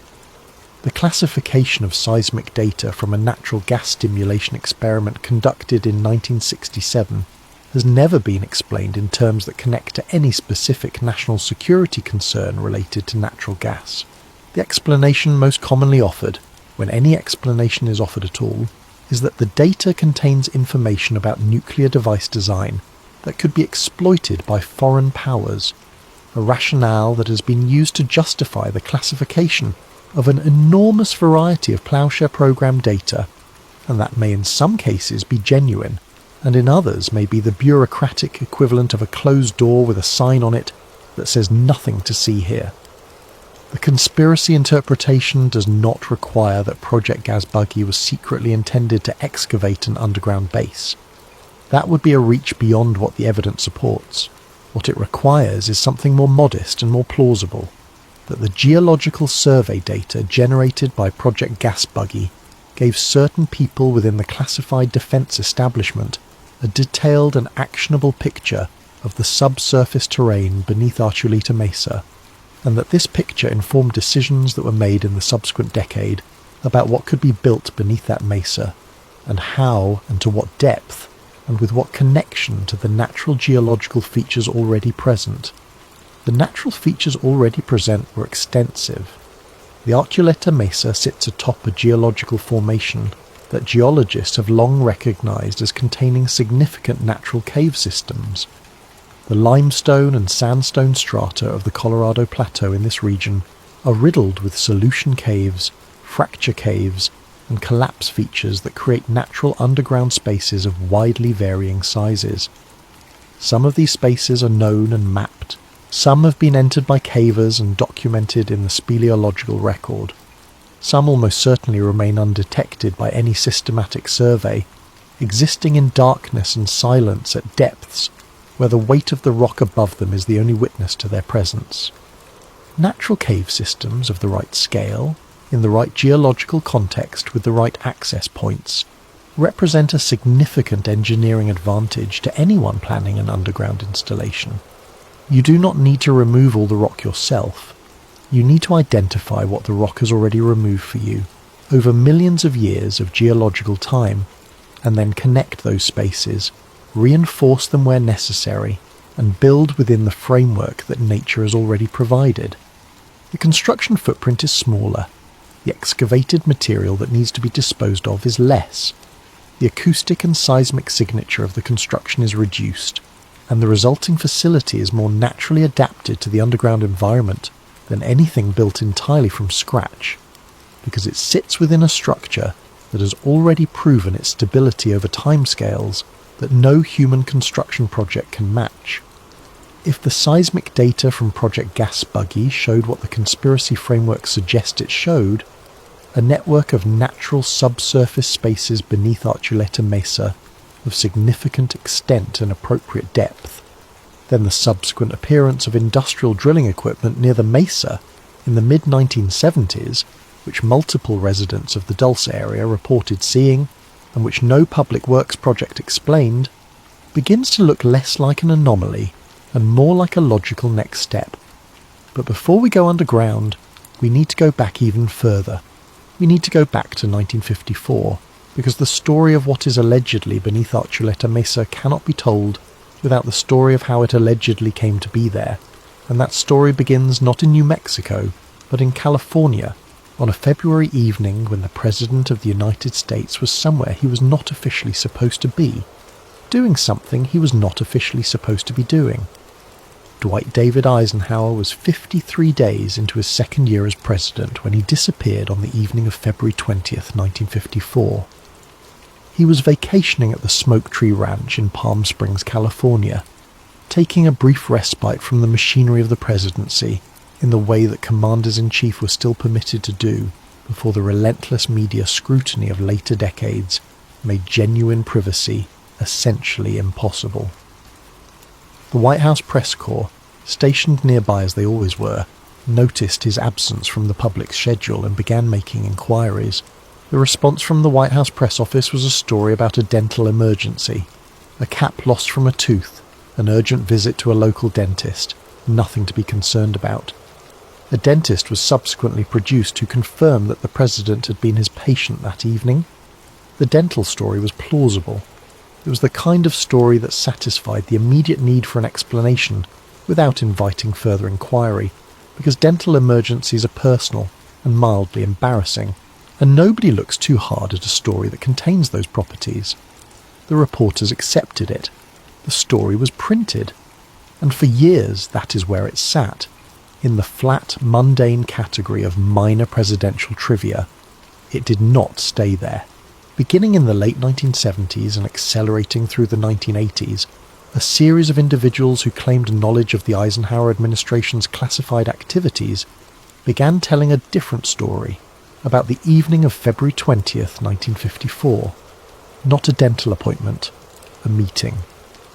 At either Holloman Air Force Base in New Mexico, about 2 hours by air from Palm Springs, or at Edwards Air Force Base in California, which was significantly closer and more logistically convenient for a brief, unannounced departure, Eisenhower allegedly met with representatives of an extraterrestrial civilization. This claim exists in a space that is, from an evidentiary standpoint, extraordinarily difficult to evaluate. The people who have made it most directly include individuals who occupied positions within the intelligence and military establishment of the relevant period, positions that gave them both the theoretical access to such information and the institutional motivation to keep it secret until a point in their lives when the cost of continued silence became greater than the cost of disclosure. The corroboration between independent accounts is more substantial than dismissers of the claim typically acknowledge. The specific details that multiple sources have provided, the location, the date, the general nature of the alleged communication, the specific terms that were discussed, overlap in ways that are more consistent with shared experience than with shared fabrication. What is said to have been discussed and agreed upon at this alleged meeting has shaped, in the conspiracy framework, everything that followed. The entities that Eisenhower allegedly met with had been present in the skies over North America with increasing frequency since at least the late 1940s, when the military began tracking incursions that could not be explained by any known aircraft from any known nation. The frequency and the operational characteristics of these incursions suggested a surveillance mission, a systematic mapping of the human world by observers who were interested in it in ways that were methodical and patient and not immediately threatening but also not comforting. They had been watching for a while, and by February of 1954 they were apparently ready to speak. The agreement that allegedly emerged from these communications, if the accounts of the individuals who claim knowledge of it are to be credited, was transactional in the way that all agreements between parties with asymmetric power are transactional. The extraterrestrials would share certain technologies that, in the context of the 1950s, represented capabilities so far in advance of existing human science that even limited access to the underlying principles could accelerate American military and industrial development by decades. In exchange, the extraterrestrials would be permitted to conduct certain activities on American soil and within American territory that they considered necessary for their own purposes. Chief among these activities, the acquisition of biological samples from human beings and from the animals that human beings used for food. A biological survey, in essence, of the organisms of the North American continent, conducted without public knowledge or consent, but within a framework of government awareness that transformed what might otherwise have been considered an invasion into something that could be filed, in the bureaucratic language of the national security state, as an authorized program. The Dulce area was selected for the joint operations enabled by this agreement, for reasons that, examined in retrospect, have a certain cold logic. The population density in the surrounding region was among the lowest in the continental United States, meaning that unusual activity was less likely to be observed and reported. The land status, a combination of Jicarilla Apache Reservation land and adjacent federal land, created a bureaucratic environment in which civilian oversight was minimal and jurisdictionally complex. The geology was suitable for deep underground construction in ways that the Project Gas Buggy survey had presumably confirmed, and the proximity to the existing classified research infrastructure of the New Mexico Defense Complex meant that personnel could be transferred into and out of the program through institutional channels that were already opaque to public scrutiny, without creating the kind of anomalous paper trail that a completely isolated program would generate. The construction of the alleged facility, by accounts that began circulating in the UFO research community in the 1980s, took place over a period of years in the 1960s and 1970s, using a combination of conventional tunnel boring technology and techniques that the human engineers involved described as being significantly beyond anything available in the public domain. Methods of rock removal and cavity stabilization that operated at speeds and with a precision that the engineering teams found difficult to explain in terms of any technology they had been trained on. The construction proceeded in phases, deepening over time, expanding laterally as the natural cave systems were incorporated into the artificial structure, until the installation reached the configuration that the accounts describe: 7 discrete levels separated by significant vertical distances, connected by shafts and passages that served both as access routes and as the conduits for the ventilation and power distribution systems that made human habitation at that depth survivable. The first 2 levels nearest the surface were dedicated to the security and surveillance apparatus that was the installation's most visible feature from the perspective of the human personnel who worked there. This was where the monitoring systems resided, the cameras and sensors and communication intercept equipment that maintained the facility's awareness of the surface world above it and the approaches to the few access points that connected it to the surface. The personnel at these levels were drawn from the intelligence community rather than the scientific community. Security professionals whose job was to ensure that the installation remained invisible and that anyone who came too close to it, geographically or informationally, was identified and managed before they could constitute a threat to operational security. Below the security levels were the administrative and human research spaces, the laboratories and offices where the human scientists who worked in the installation conducted the overt portions of their programs. These programs, in their official descriptions within the classified bureaucratic structure that surrounded the installation, were extensions of the legitimate defense research being conducted at Los Alamos and Sandia. Materials science, biomedical research, advanced computing.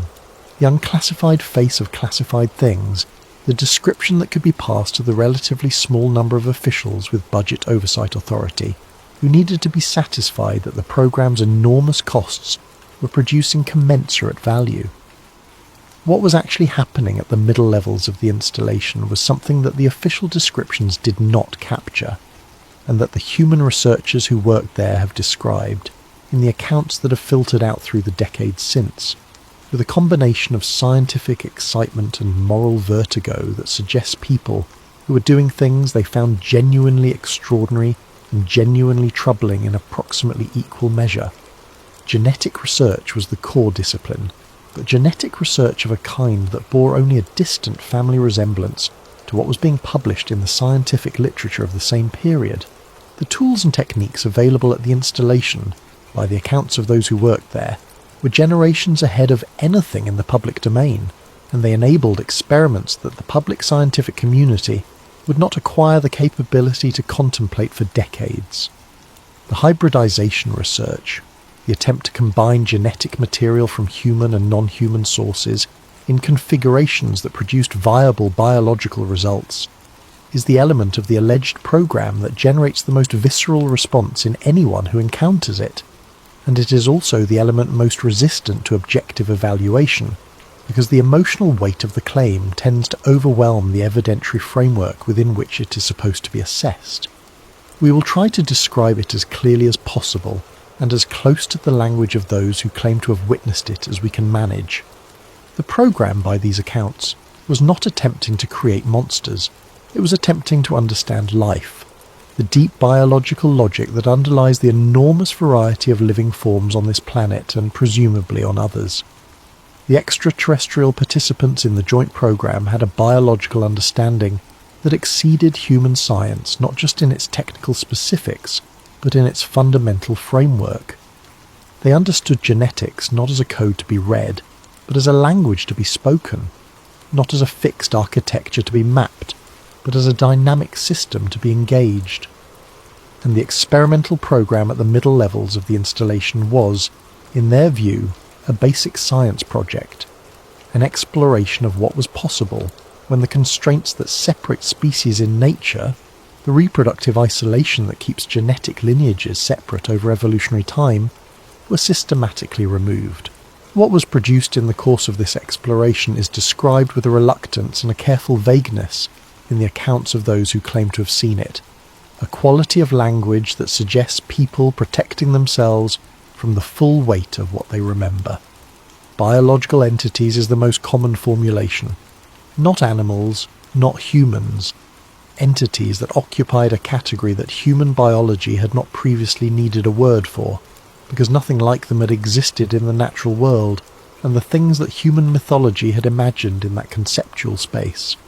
Chimeras, hybrids, the creatures that lived at the edges of ancient maps, were pale and inaccurate sketches of something that was more deeply strange than imagination had managed to reach. Level 6 in the accounts was dedicated to the storage of biological materials in cryogenic conditions, genetic samples, embryonic materials, specimens of the entities produced by the hybridization program, preserved at temperatures where biological time essentially stopped, waiting for purposes that the storage protocols did not always specify clearly. The scale of the materials stored at this level, if the accounts are accurate, represented decades of accumulated biological research and suggested a program with a timescale and a scope of ambition that exceeded anything that could be attributed to a short-term military research initiative. This was not a program designed to produce a specific result and then be concluded.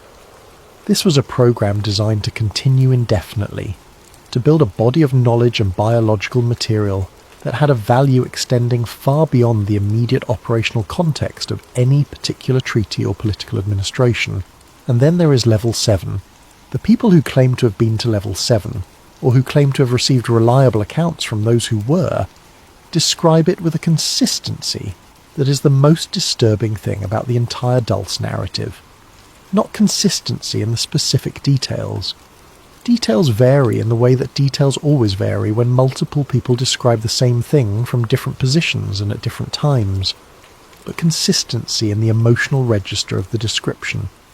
Across multiple independent accounts, spanning more than 3 decades of testimony, the description of the lowest level of the alleged installation carries the same quality.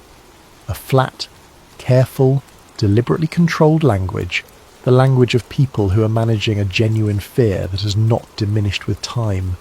Not the excited language of someone who has seen something wonderful, not the performed language of someone constructing a narrative for effect, the language of people describing as accurately as they can something that frightened them profoundly and that they have never found a way to fully integrate into any framework that makes it less frightening.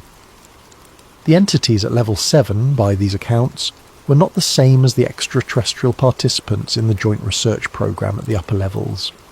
Those entities, the ones who had allegedly negotiated the treaty, who worked alongside human scientists in the research levels, who communicated through the AI translation systems that the program had developed, were described with a certain clinical respect as beings whose intelligence was evident and whose intentions were at least comprehensible even when they were not reassuring.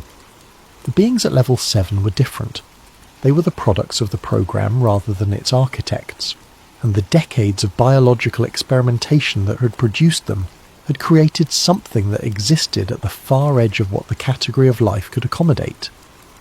They moved in the darkness of the 7th level in ways that the monitoring systems could track, but that human observers could not comfortably watch. They registered as biological by every measure: heat, respiration, metabolic activity. But the behavioural data was wrong in ways that were not easy to articulate and were not easy to stop thinking about. Their relationship to the human personnel who occasionally had reason to access that level was not the relationship of an animal to a human, which is familiar even when it is dangerous, and it was not the relationship of one person to another, which is familiar in a completely different way.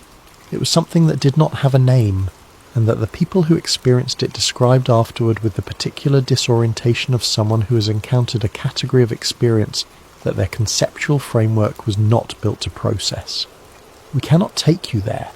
We cannot show you what the monitoring cameras allegedly recorded. We can only tell you that the people who claim to have seen those recordings have never, subsequently, been willing to describe them in detail, and have never, in the accounts that have filtered out, found a language adequate to what they witnessed. This is the environment that Philip Schneider claims to have entered in August of 1979, and from which he claims to have barely emerged alive. Philip Schneider was not, by his own account, a senior figure in the classified program. He was an engineer, a geological and structural engineer with a specialty in underground construction, the kind of professional expertise that was in high demand in the classified defence establishment of the 1970s, when the Cold War competition in underground military infrastructure was at one of its peaks. His father, Oskar Schneider, had been a Navy captain with his own alleged connections to classified programs of the wartime and post-war period, connections that Philip Schneider believed had shaped his own subsequent career in ways he did not fully understand until late in his life. Schneider worked on multiple underground construction projects in his career, and he insisted in his lectures, ever told the full purpose or context of the facilities he helped build. This was how the classification system worked, and worked deliberately. Engineers knew the specifications they were building to, the geological parameters they were working within, the structural requirements they needed to meet. They did not need to know and were not told what the facility was ultimately for. The knowledge was compartmentalized. The engineer built the structure. Someone else decided what went inside it. In August of 1979, Schneider was part of a construction crew working on an expansion of the underground installation near Dulce. The crew was operating at depth, drilling in an area that the geological survey data had indicated was unoccupied, a natural void or passage that, once connected to the existing installation, would add capacity to a level that was running at operational limits. The drilling proceeded normally for some time, and then the bore broke through. What was on the other side of the rock face that the drill penetrated was not an empty void. The chamber that the crew's lights illuminated when the bore opened was occupied, and the occupants were not human. Schneider described them consistently across his many lectures, with the repetitive detail of someone who has told the same story so many times that they are no longer embellishing it, just retrieving it. Approximately 7 feet tall, with a generally humanoid body plan but with proportions and features that were fundamentally wrong in ways that took a moment to fully register, because the wrongness was subtle before it was overwhelming. The hands had more fingers than human hands, and the fingers were longer and more mobile, and they terminated in something that was not quite a fingernail. The skin was a grey-green that did not look like skin. The eyes were large and dark and without any of the biological familiarity that makes eye contact between humans a form of communication. They were looking at the construction crew with an attention that was unmistakable and that conveyed, in Schneider's description, absolutely nothing that a human observer could reliably interpret as either hostile or benign. It was an attention that was simply total and completely opaque. What happened next happened very fast. Schneider could not, in his lectures, reconstruct the precise sequence of events with the confidence he would have liked, because the events moved at a speed and with a violence that compressed his memory of them into a sequence of impressions rather than a coherent narrative. There was a sound. There was movement. There was a confrontation between the entities and the construction crew and the military security personnel who were part of the installation's operating structure. There were weapons. Human weapons on one side and something that was not a conventional weapon on the other side. A directed energy discharge of some kind that Schneider described as producing a beam of blue-violet light that was hot in a way that was not quite the same as the heat of fire. He was struck by this discharge.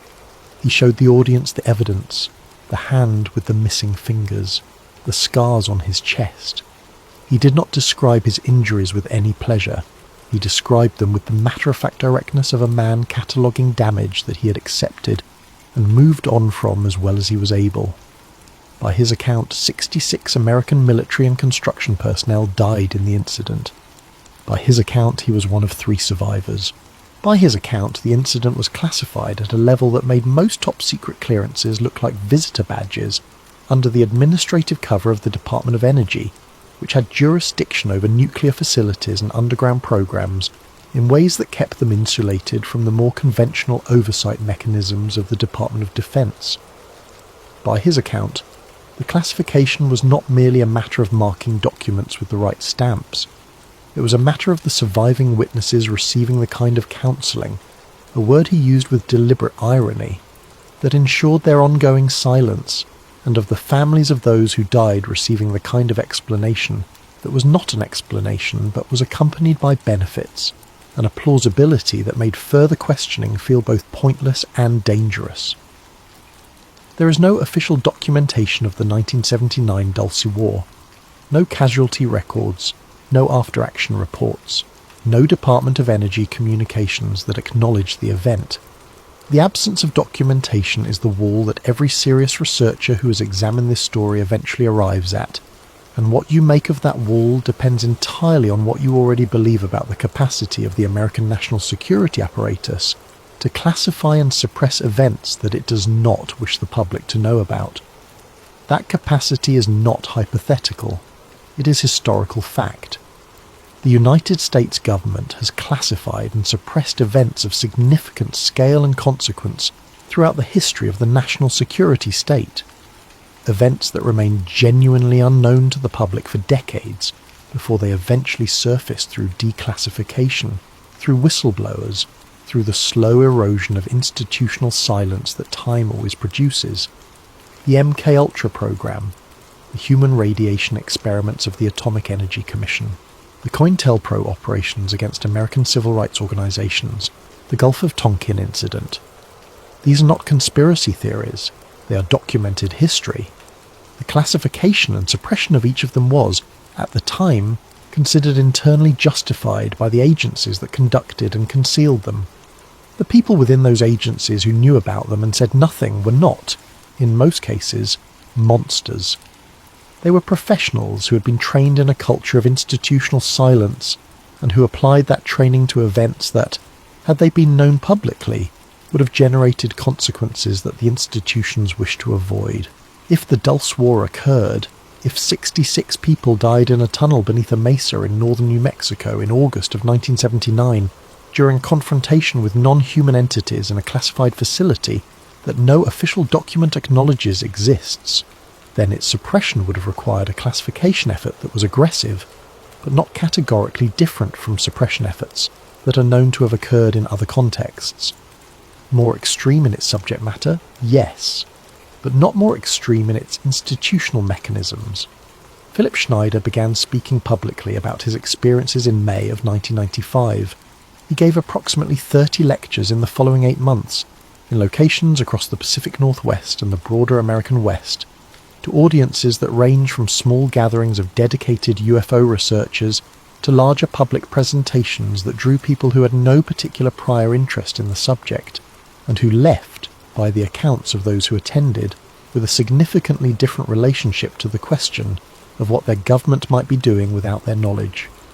He was frightened when he spoke, not performatively frightened, not the theatrical fear of a man playing a role, but frightened in the specific and calibrated way of a person who has identified a specific and credible threat, and is responding to it with the last tool available to them, public exposure. He told his audiences that he had already survived, by his count, 13 assassination attempts since he had begun his public speaking. He told them that he had been contacted by people who made it clear that his continued public disclosure was being monitored by parties with the means and the demonstrated willingness to end it. He told them that he knew he was going to die, and that he wanted to die having said publicly what he knew, so that when it happened the people who were listening would understand what it meant. On January 17th, 1996, Philip Schneider was found dead in his apartment in Wilsonville, Oregon. He had been dead for approximately a week. The Clackamas County Medical Examiner, upon examination of the body and the scene, ruled the cause of death as suicide by self-strangulation. The method is worth pausing on. Self-strangulation, the compression of the carotid arteries or the trachea through force, applied by the person themselves, is one of the rarest methods of suicide documented in forensic literature. The reason is physiological. As consciousness begins to fail from oxygen deprivation, the muscle control necessary to maintain the compressive force dissipates, and the compression releases before death occurs. Completing a self-strangulation requires either a mechanical assist, a ligature attached to a fixed point, for example, which allows gravity to maintain the compressive force after voluntary muscular control is lost, or a level of sustained voluntary effort that is, in the clinical literature, essentially without precedent. The physical evidence at the scene, as described by Schneider's former wife Cynthia Schneider, who conducted her own investigation after the ruling was made, included a rubber catheter tube found around her former husband's neck. A catheter tube. Not a rope, not a cord, not a ligature of any description that is normally associated with fatal self-strangulation. A rubber catheter tube, which is a medical instrument, flexible and somewhat elastic, not the kind of material that a person planning to end their own life selects from among the options available to them. His medications were gone. He required several significant medications for health conditions that were documented and severe, and those medications were not in the apartment when the scene was processed. His papers, the notes, the documents, the accumulated research of years spent building the evidentiary foundation for his public claims, were not in the apartment. His government-issued safety deposit box, which he had told people contained his most sensitive materials, and which he had specifically described as containing documentation he intended to use in future lectures, had been emptied. Not cleaned out in the ordinary sense of a person settling their affairs. Emptied. Between the last time Schneider had been seen accessing it and the discovery of his death, someone had removed its contents. The suicide ruling stands in the official record. No investigation expanded to examine the questions raised by the missing medications, the missing papers, the missing safety deposit box contents. Philip Schneider was dead, and the official determination was that he had killed himself, and the institutions that might have been expected to take an interest in the anomalies surrounding that determination chose not to. The amplification of the Dulcie story that followed Schneider's death was partly a function of the story itself. He had been saying, publicly and repeatedly, that he was going to be killed for what he knew, and then he died under suspicious circumstances, and the logical inference that even sceptical observers had to at least consider was more than sufficient to sustain continued interest. But it was also a function of the other voices that had been adding to the narrative in the years before and after Schneider's death. Voices that gave the story a breadth and a density of allegation that made it impossible to dismiss as the product of a single unstable mind. John Lear was among the most significant of those voices, and he was among the most difficult to dismiss on the grounds of credibility. His father, William Lear, had been the founder of the Lear Jet Corporation, and one of the more consequential aviation entrepreneurs of the 20th century, a man whose technical innovations had shaped the industry. John Lear had grown up in that world and had built a career within it that was, by any conventional measure, impressive. Commercial pilot ratings across more than 100 different aircraft types, including some of the most demanding platforms in civilian and military aviation. Contracts with the CIA for flight operations in Southeast Asia, during the period when the agency was conducting activities in that region that were both extensive and not publicly acknowledged. A professional profile that gave him genuine access to the institutional culture of classified government operations and genuine credibility as a person who understood how that culture functioned. When Lear began making public statements in the late 1980s about what he claimed to know regarding the government's relationship with extraterrestrial entities, the statements were received with a seriousness that the same claims from a less credentialed source would not have received. He described the alleged 1954 treaty not as an equitable agreement between parties with broadly comparable interests, but as a fundamentally lopsided arrangement that had spiralled significantly beyond whatever the government had originally agreed to. The abduction provisions of the alleged treaty, he claimed, had been presented to Eisenhower's advisers as involving a small number of individuals, hundreds, perhaps, per year, selected non-randomly, with records kept and shared with the government, and with the individuals returned after examination without permanent harm. By the 1980s, according to Lear's account, the reality bore no resemblance to these terms. The numbers were not hundreds per year. The selection was not governed by any protocol that the government had agreed to or could monitor, and the return provision was not being honoured in any consistent way. The government's response to this situation in Lear's account was not confrontation. It was not a renegotiation of terms from a position of moral authority. It was accommodation, because the alternative to accommodation, open acknowledgement of what had been agreed to and what the agreement had produced, was a political and social catastrophe that no administration had been willing to contemplate. The cover-up was not, in this framework, a cover-up of something that had happened and been resolved. It was a cover-up of something that was ongoing, that was producing ongoing harm, and that the government was continuing to conceal, not because the situation had been managed, but because managing it was not something that anyone in the chain of institutional authority had figured out how to do.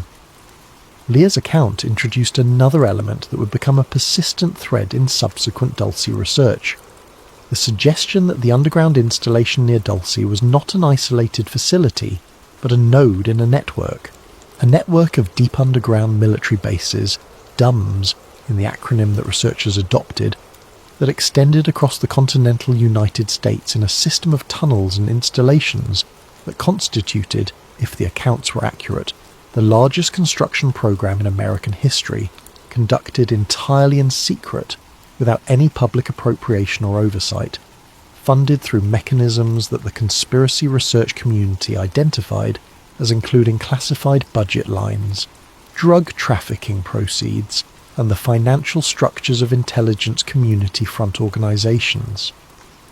The most famous node in this alleged network, beyond Dulce itself, was the complex beneath Cheyenne Mountain in Colorado, which was publicly known as the home of NORAD, the North American Aerospace Defense Command, and which the conspiracy framework positioned as the command and control hub of the DUM network.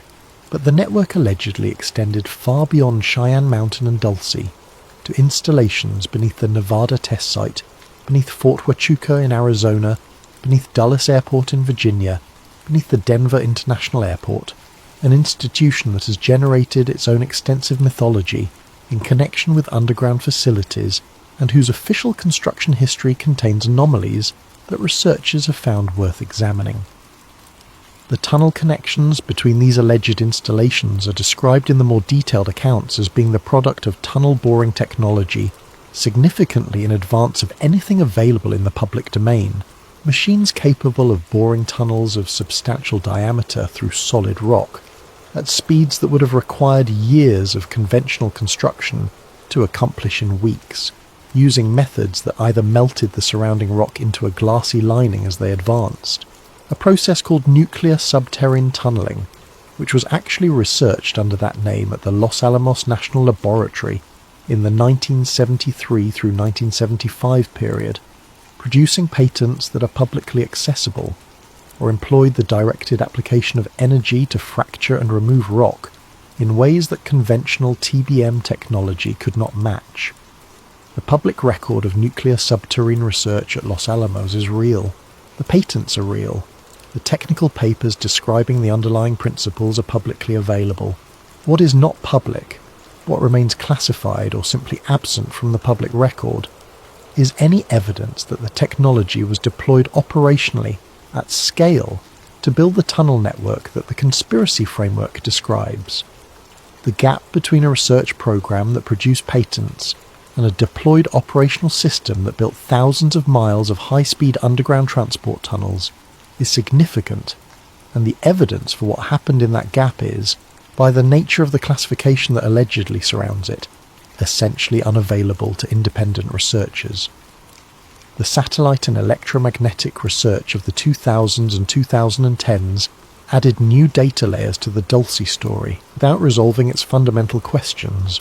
Researchers with access to commercial satellite imagery platforms, imagery that, by the early 2000s, had achieved a resolution that earlier generations of civilian researchers could not have imagined, began systematic analysis of the Archuleta Mesa area and its surroundings.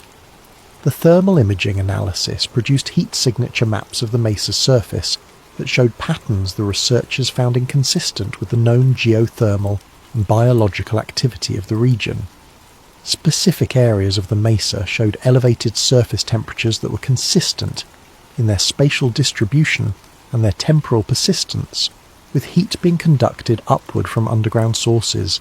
The magnitude of the elevation was not enormous, not the kind of signature that a nuclear reactor venting heat directly to the surface would produce, but it was consistent across multiple imaging sessions conducted in different seasons and different weather conditions, and it was spatially patterned in ways that correlated with the reported layout of the underground installation.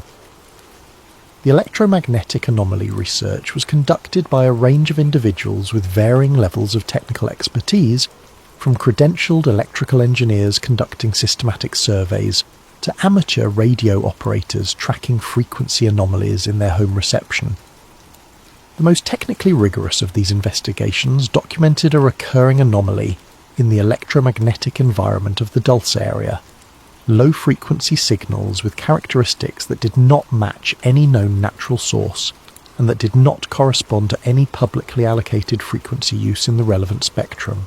The modulation characteristics of these signals, the way they varied over time, were consistent with carrier wave communications rather than natural electromagnetic phenomena, suggesting that whatever was generating them was doing so for informational purposes.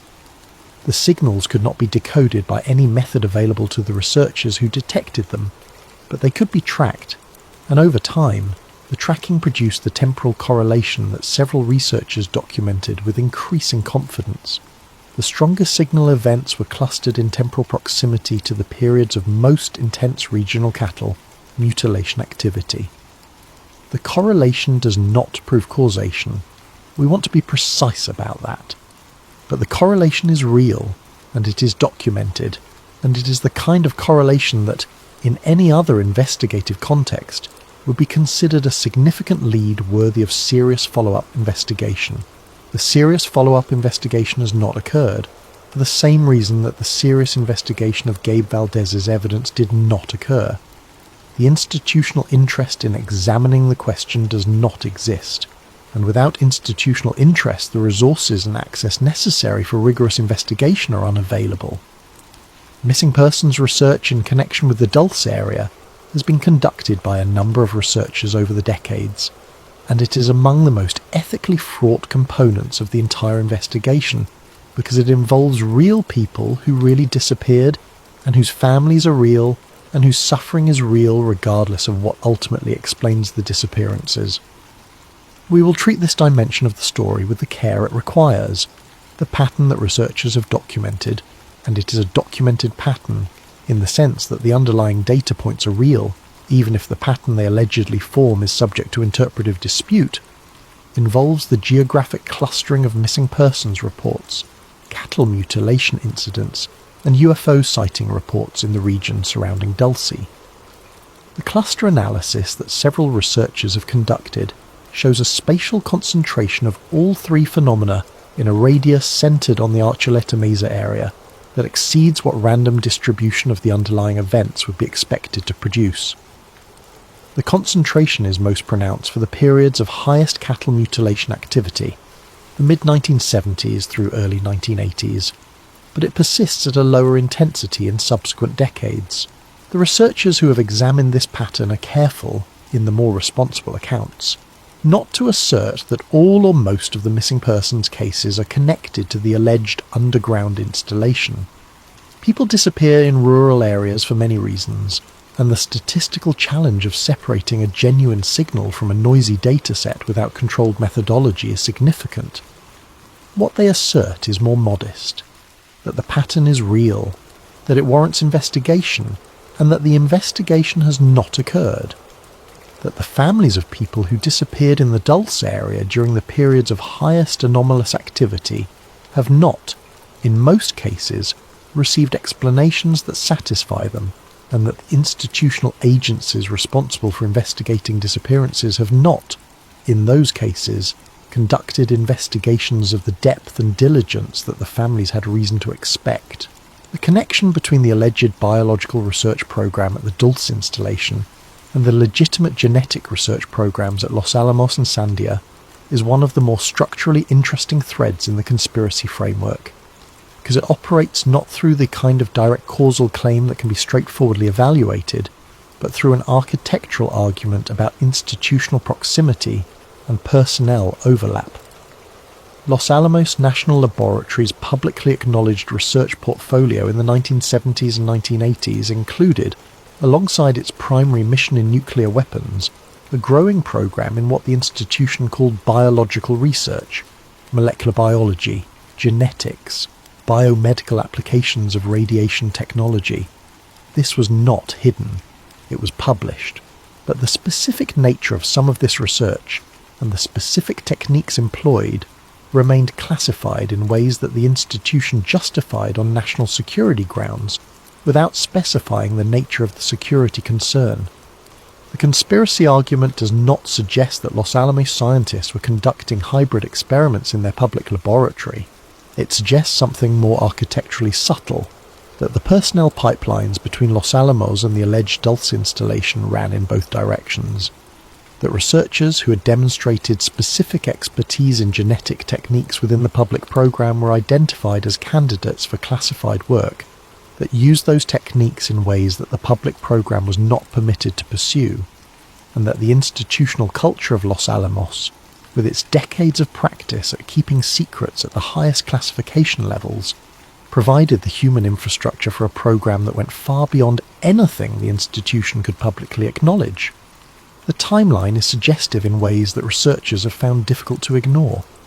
The most technically sophisticated hybridization experiments alleged to have occurred at the Dulce installation are said to have taken place in the early to mid-1980s. The public scientific community achieved the first successful demonstrations of recombinant DNA technology in the mid-1970s, and the first human gene was cloned in 1977. The pace of public genetic research in the early 1980s was extraordinary by the standards of the scientific community, but it was still orders of magnitude behind what the Dulce accounts describe as having been achieved within the classified program by the same period. The gap between the public timeline and the alleged classified timeline is either evidence that the classified program had access to technologies and insights that the public scientific community did not, which is what the treaty framework alleges, or it is evidence that the classified timeline is fabricated. There is no position from which that question can currently be answered with certainty. The document that surfaced in the 2020 era, circulating in the more dedicated corners of the UFO and Dulce research community, has been described above. We will add some detail here. The document is formatted in a style consistent with classified government memoranda of the relevant period.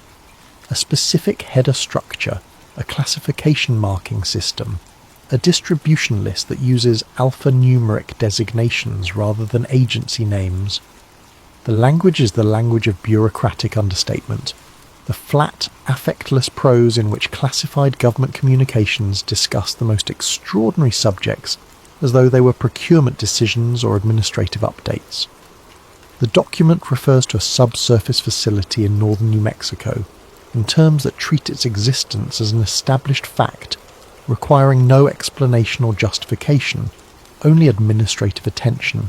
It refers to the non-human occupants of the facility in a single sentence that describes them as a party to an agreement in the specific legalistic sense of a party to a contract, which implies a negotiated relationship rather than either a captive or an equal participant relationship. And it notes, in the final substantive paragraph, that the joint occupancy agreement governing the facility has been renewed, not initiated, not re-established after a lapse, renewed. The language of continuity, the language of a relationship that has been ongoing long enough to require periodic administrative renewal rather than periodic justification for its existence. The language of something that has become, in the context of the institution that produced the document, simply part of the ongoing operational landscape, a management matter rather than a policy decision. The document may be genuine. The document may be a sophisticated fabrication. We cannot determine which. What we can note is that its language, its format, and its specific bureaucratic register are all consistent with the kind of institutional communication that the described facility, if it exists, would generate, and that the question of its authenticity is one that the relevant institutions have neither confirmed nor denied, because their consistent position is that there is nothing to confirm or deny. We come finally to the mesa itself. We come to the experience of standing on the surface of the thing, of placing your feet on rock that has been in this place for longer than the human species has existed, and that may, if a fraction of what is alleged about it is true, be concealing something that changes everything we believe about our place in the universe and the nature of the world we inhabit. Imagine it. Late afternoon on a day in early autumn, when the high desert light is doing what it always does at that hour and that season, turning every surface it touches into something that glows from within, amber and gold and a deep reddish brown that makes the rock look like it is retaining the summer for one last afternoon before releasing it to the coming cold. You have driven the roads that are accessible, walked the distance from the last point where a vehicle can go, climbed the lowest slopes of the mesa through juniper and piñons that thin out as the elevation increases and the soil becomes too shallow and too rocky for deep root systems. You have your equipment, a compass, a Geiger counter, a sensitive magnetometer, a recorder for your notes and observations. You have your research, 50 years of it, gathered from the accounts of people who came before you, and from the documented evidence that no official investigation has adequately addressed, and from the deep personal conviction that things that have been kept hidden deserve the effort of people willing to look. The mesa's surface at the higher elevations is a landscape of weathered rock and sparse vegetation, beautiful in the specific way that high desert landscapes are beautiful, austere, honest, requiring no softness to be striking. The silence here is the particular silence of high elevation and remoteness, a silence with genuine depth, the kind that takes several minutes to fully sink into consciousness as you move from the noise of the road into the stillness of the open land. But there is something else in the silence, something that does not quite belong to it, a low-frequency vibration that is below the threshold of hearing but not below the threshold of physical perception.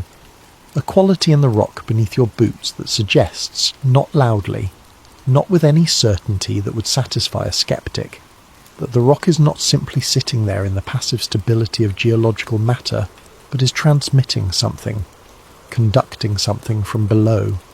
The vibration is not consistent, it pulses, not rapidly, not with any rhythm that the human ear would recognize as musical or mechanical, but with a slow, deep periodicity that seems, as you track it over time, to be related to something below rather than around you.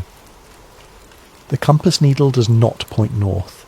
It points northeast consistently, by approximately 15 degrees of deviation from the expected bearing, and the deviation does not change as you move across the surface of the mesa, which means it is not a local magnetic anomaly produced by a specific surface feature, but something that is generating a consistent magnetic influence over a wide area from a source whose depth and character you cannot determine with the equipment you have.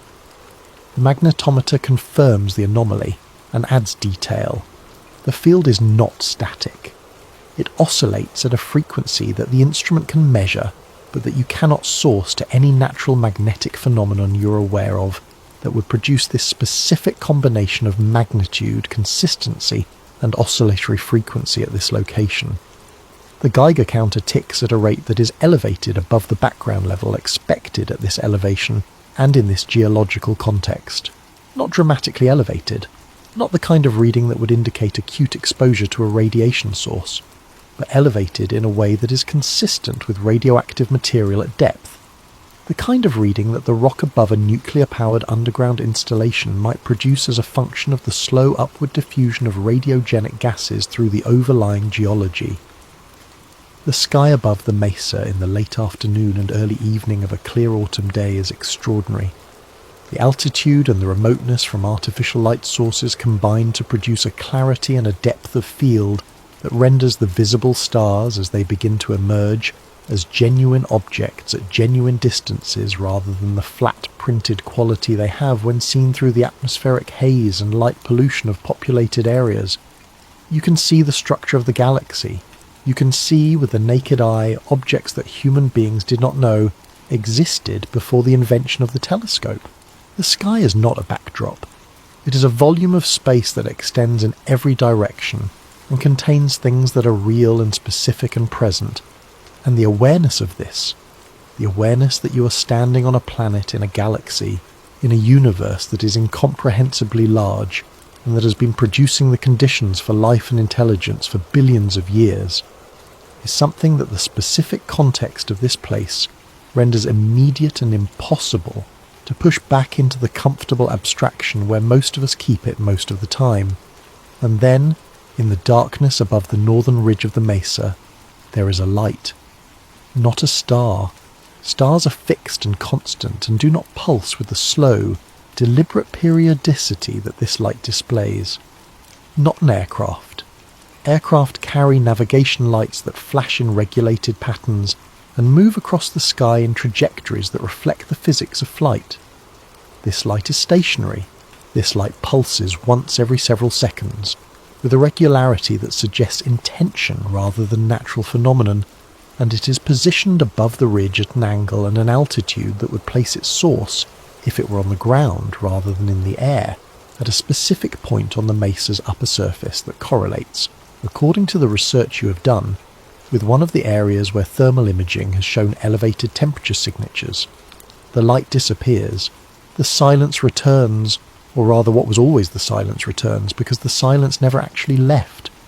It was always there beneath the vibration and the magnetic anomaly and the elevated radiation count and the unexplained light, the profound and ancient quiet of a place that has been in this form for 200 million years and will be in some form for 200 million more, regardless of what has been built within it and what agreements have been renewed in the offices of institutions whose names do not appear in public records. You stand on the rock.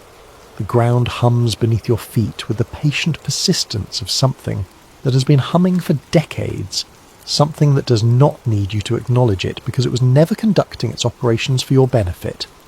The compass needle holds its 15-degree deviation without apology. The Geiger counter ticks. The stars continue to emerge in numbers that remind you of your scale, and you understand, standing here, that the question you came to ask is not going to be answered tonight, is not going to be answered by standing on a mesa in the dark with consumer-grade instruments and 50 years of other people's research filed in your mind. The answer, if it exists, is below you. It is behind whatever barrier has been placed between the surface world and the operations that the evidence suggests are being conducted beneath it. It is in the files that do not appear in FOIA requests, and the documents that have been removed from evidence chains, and the papers that were missing from a dead man's apartment, and the safety deposit box that was emptied before anyone could examine its contents. But standing here, with the vibration in your feet and the light gone now from the ridge and the silence of the high desert, holding everything in its deep, old, knowing quiet, you understand something that the files and the research and the testimony of the dead and the living does not quite convey in the abstracted form of written accounts. You understand it physically. You feel it in the rock beneath your boots. Whatever is beneath Archuleta Mesa is still there. It has always been there. It was there before Gabe Valdez documented his first mutilation. It was there before the drilling equipment appeared and disappeared in the mid-1970s. It was there when Philip Schneider broke through the rock face and found what was waiting on the other side. It was there through the decades of investigation and the deaths and the suppression and the accumulated weight of half a century of questions that no official body has ever genuinely tried to answer. It is there now, and the document, genuine or fabricated, that circulates in the research community with the language of administrative continuity, joint occupancy agreement renewed, suggests that it will be there, under whatever new terms the renewal entails, for the foreseeable future. The question is not whether it is there. The question is what it wants. And the deeper question, the question that the treaty framework raises and does not answer, is whether what it wants and what we agree to give it are still the same thing, or whether in the decades since the agreement was first made, the terms have shifted in ways that we are not in a position to renegotiate. The night deepens. The stars multiply, the ground hums, and somewhere below, in the dark and the depth and the silence of a place that has no name in any public document and no location on any map that civilians are permitted to see, something continues to happen. Something that began before most of the people alive today were born. Something that has outlasted administrations and treaties and the careers and lives of the people who built it, and the people who investigated it, and the people who died trying to tell what they found. Something that is, in the flat bureaucratic language of a memorandum whose provenance cannot be established, but whose language carries the specific gravity of institutional truth, still operational. The mesa holds its silence. The stars hold their positions. The compass needle holds its deviation.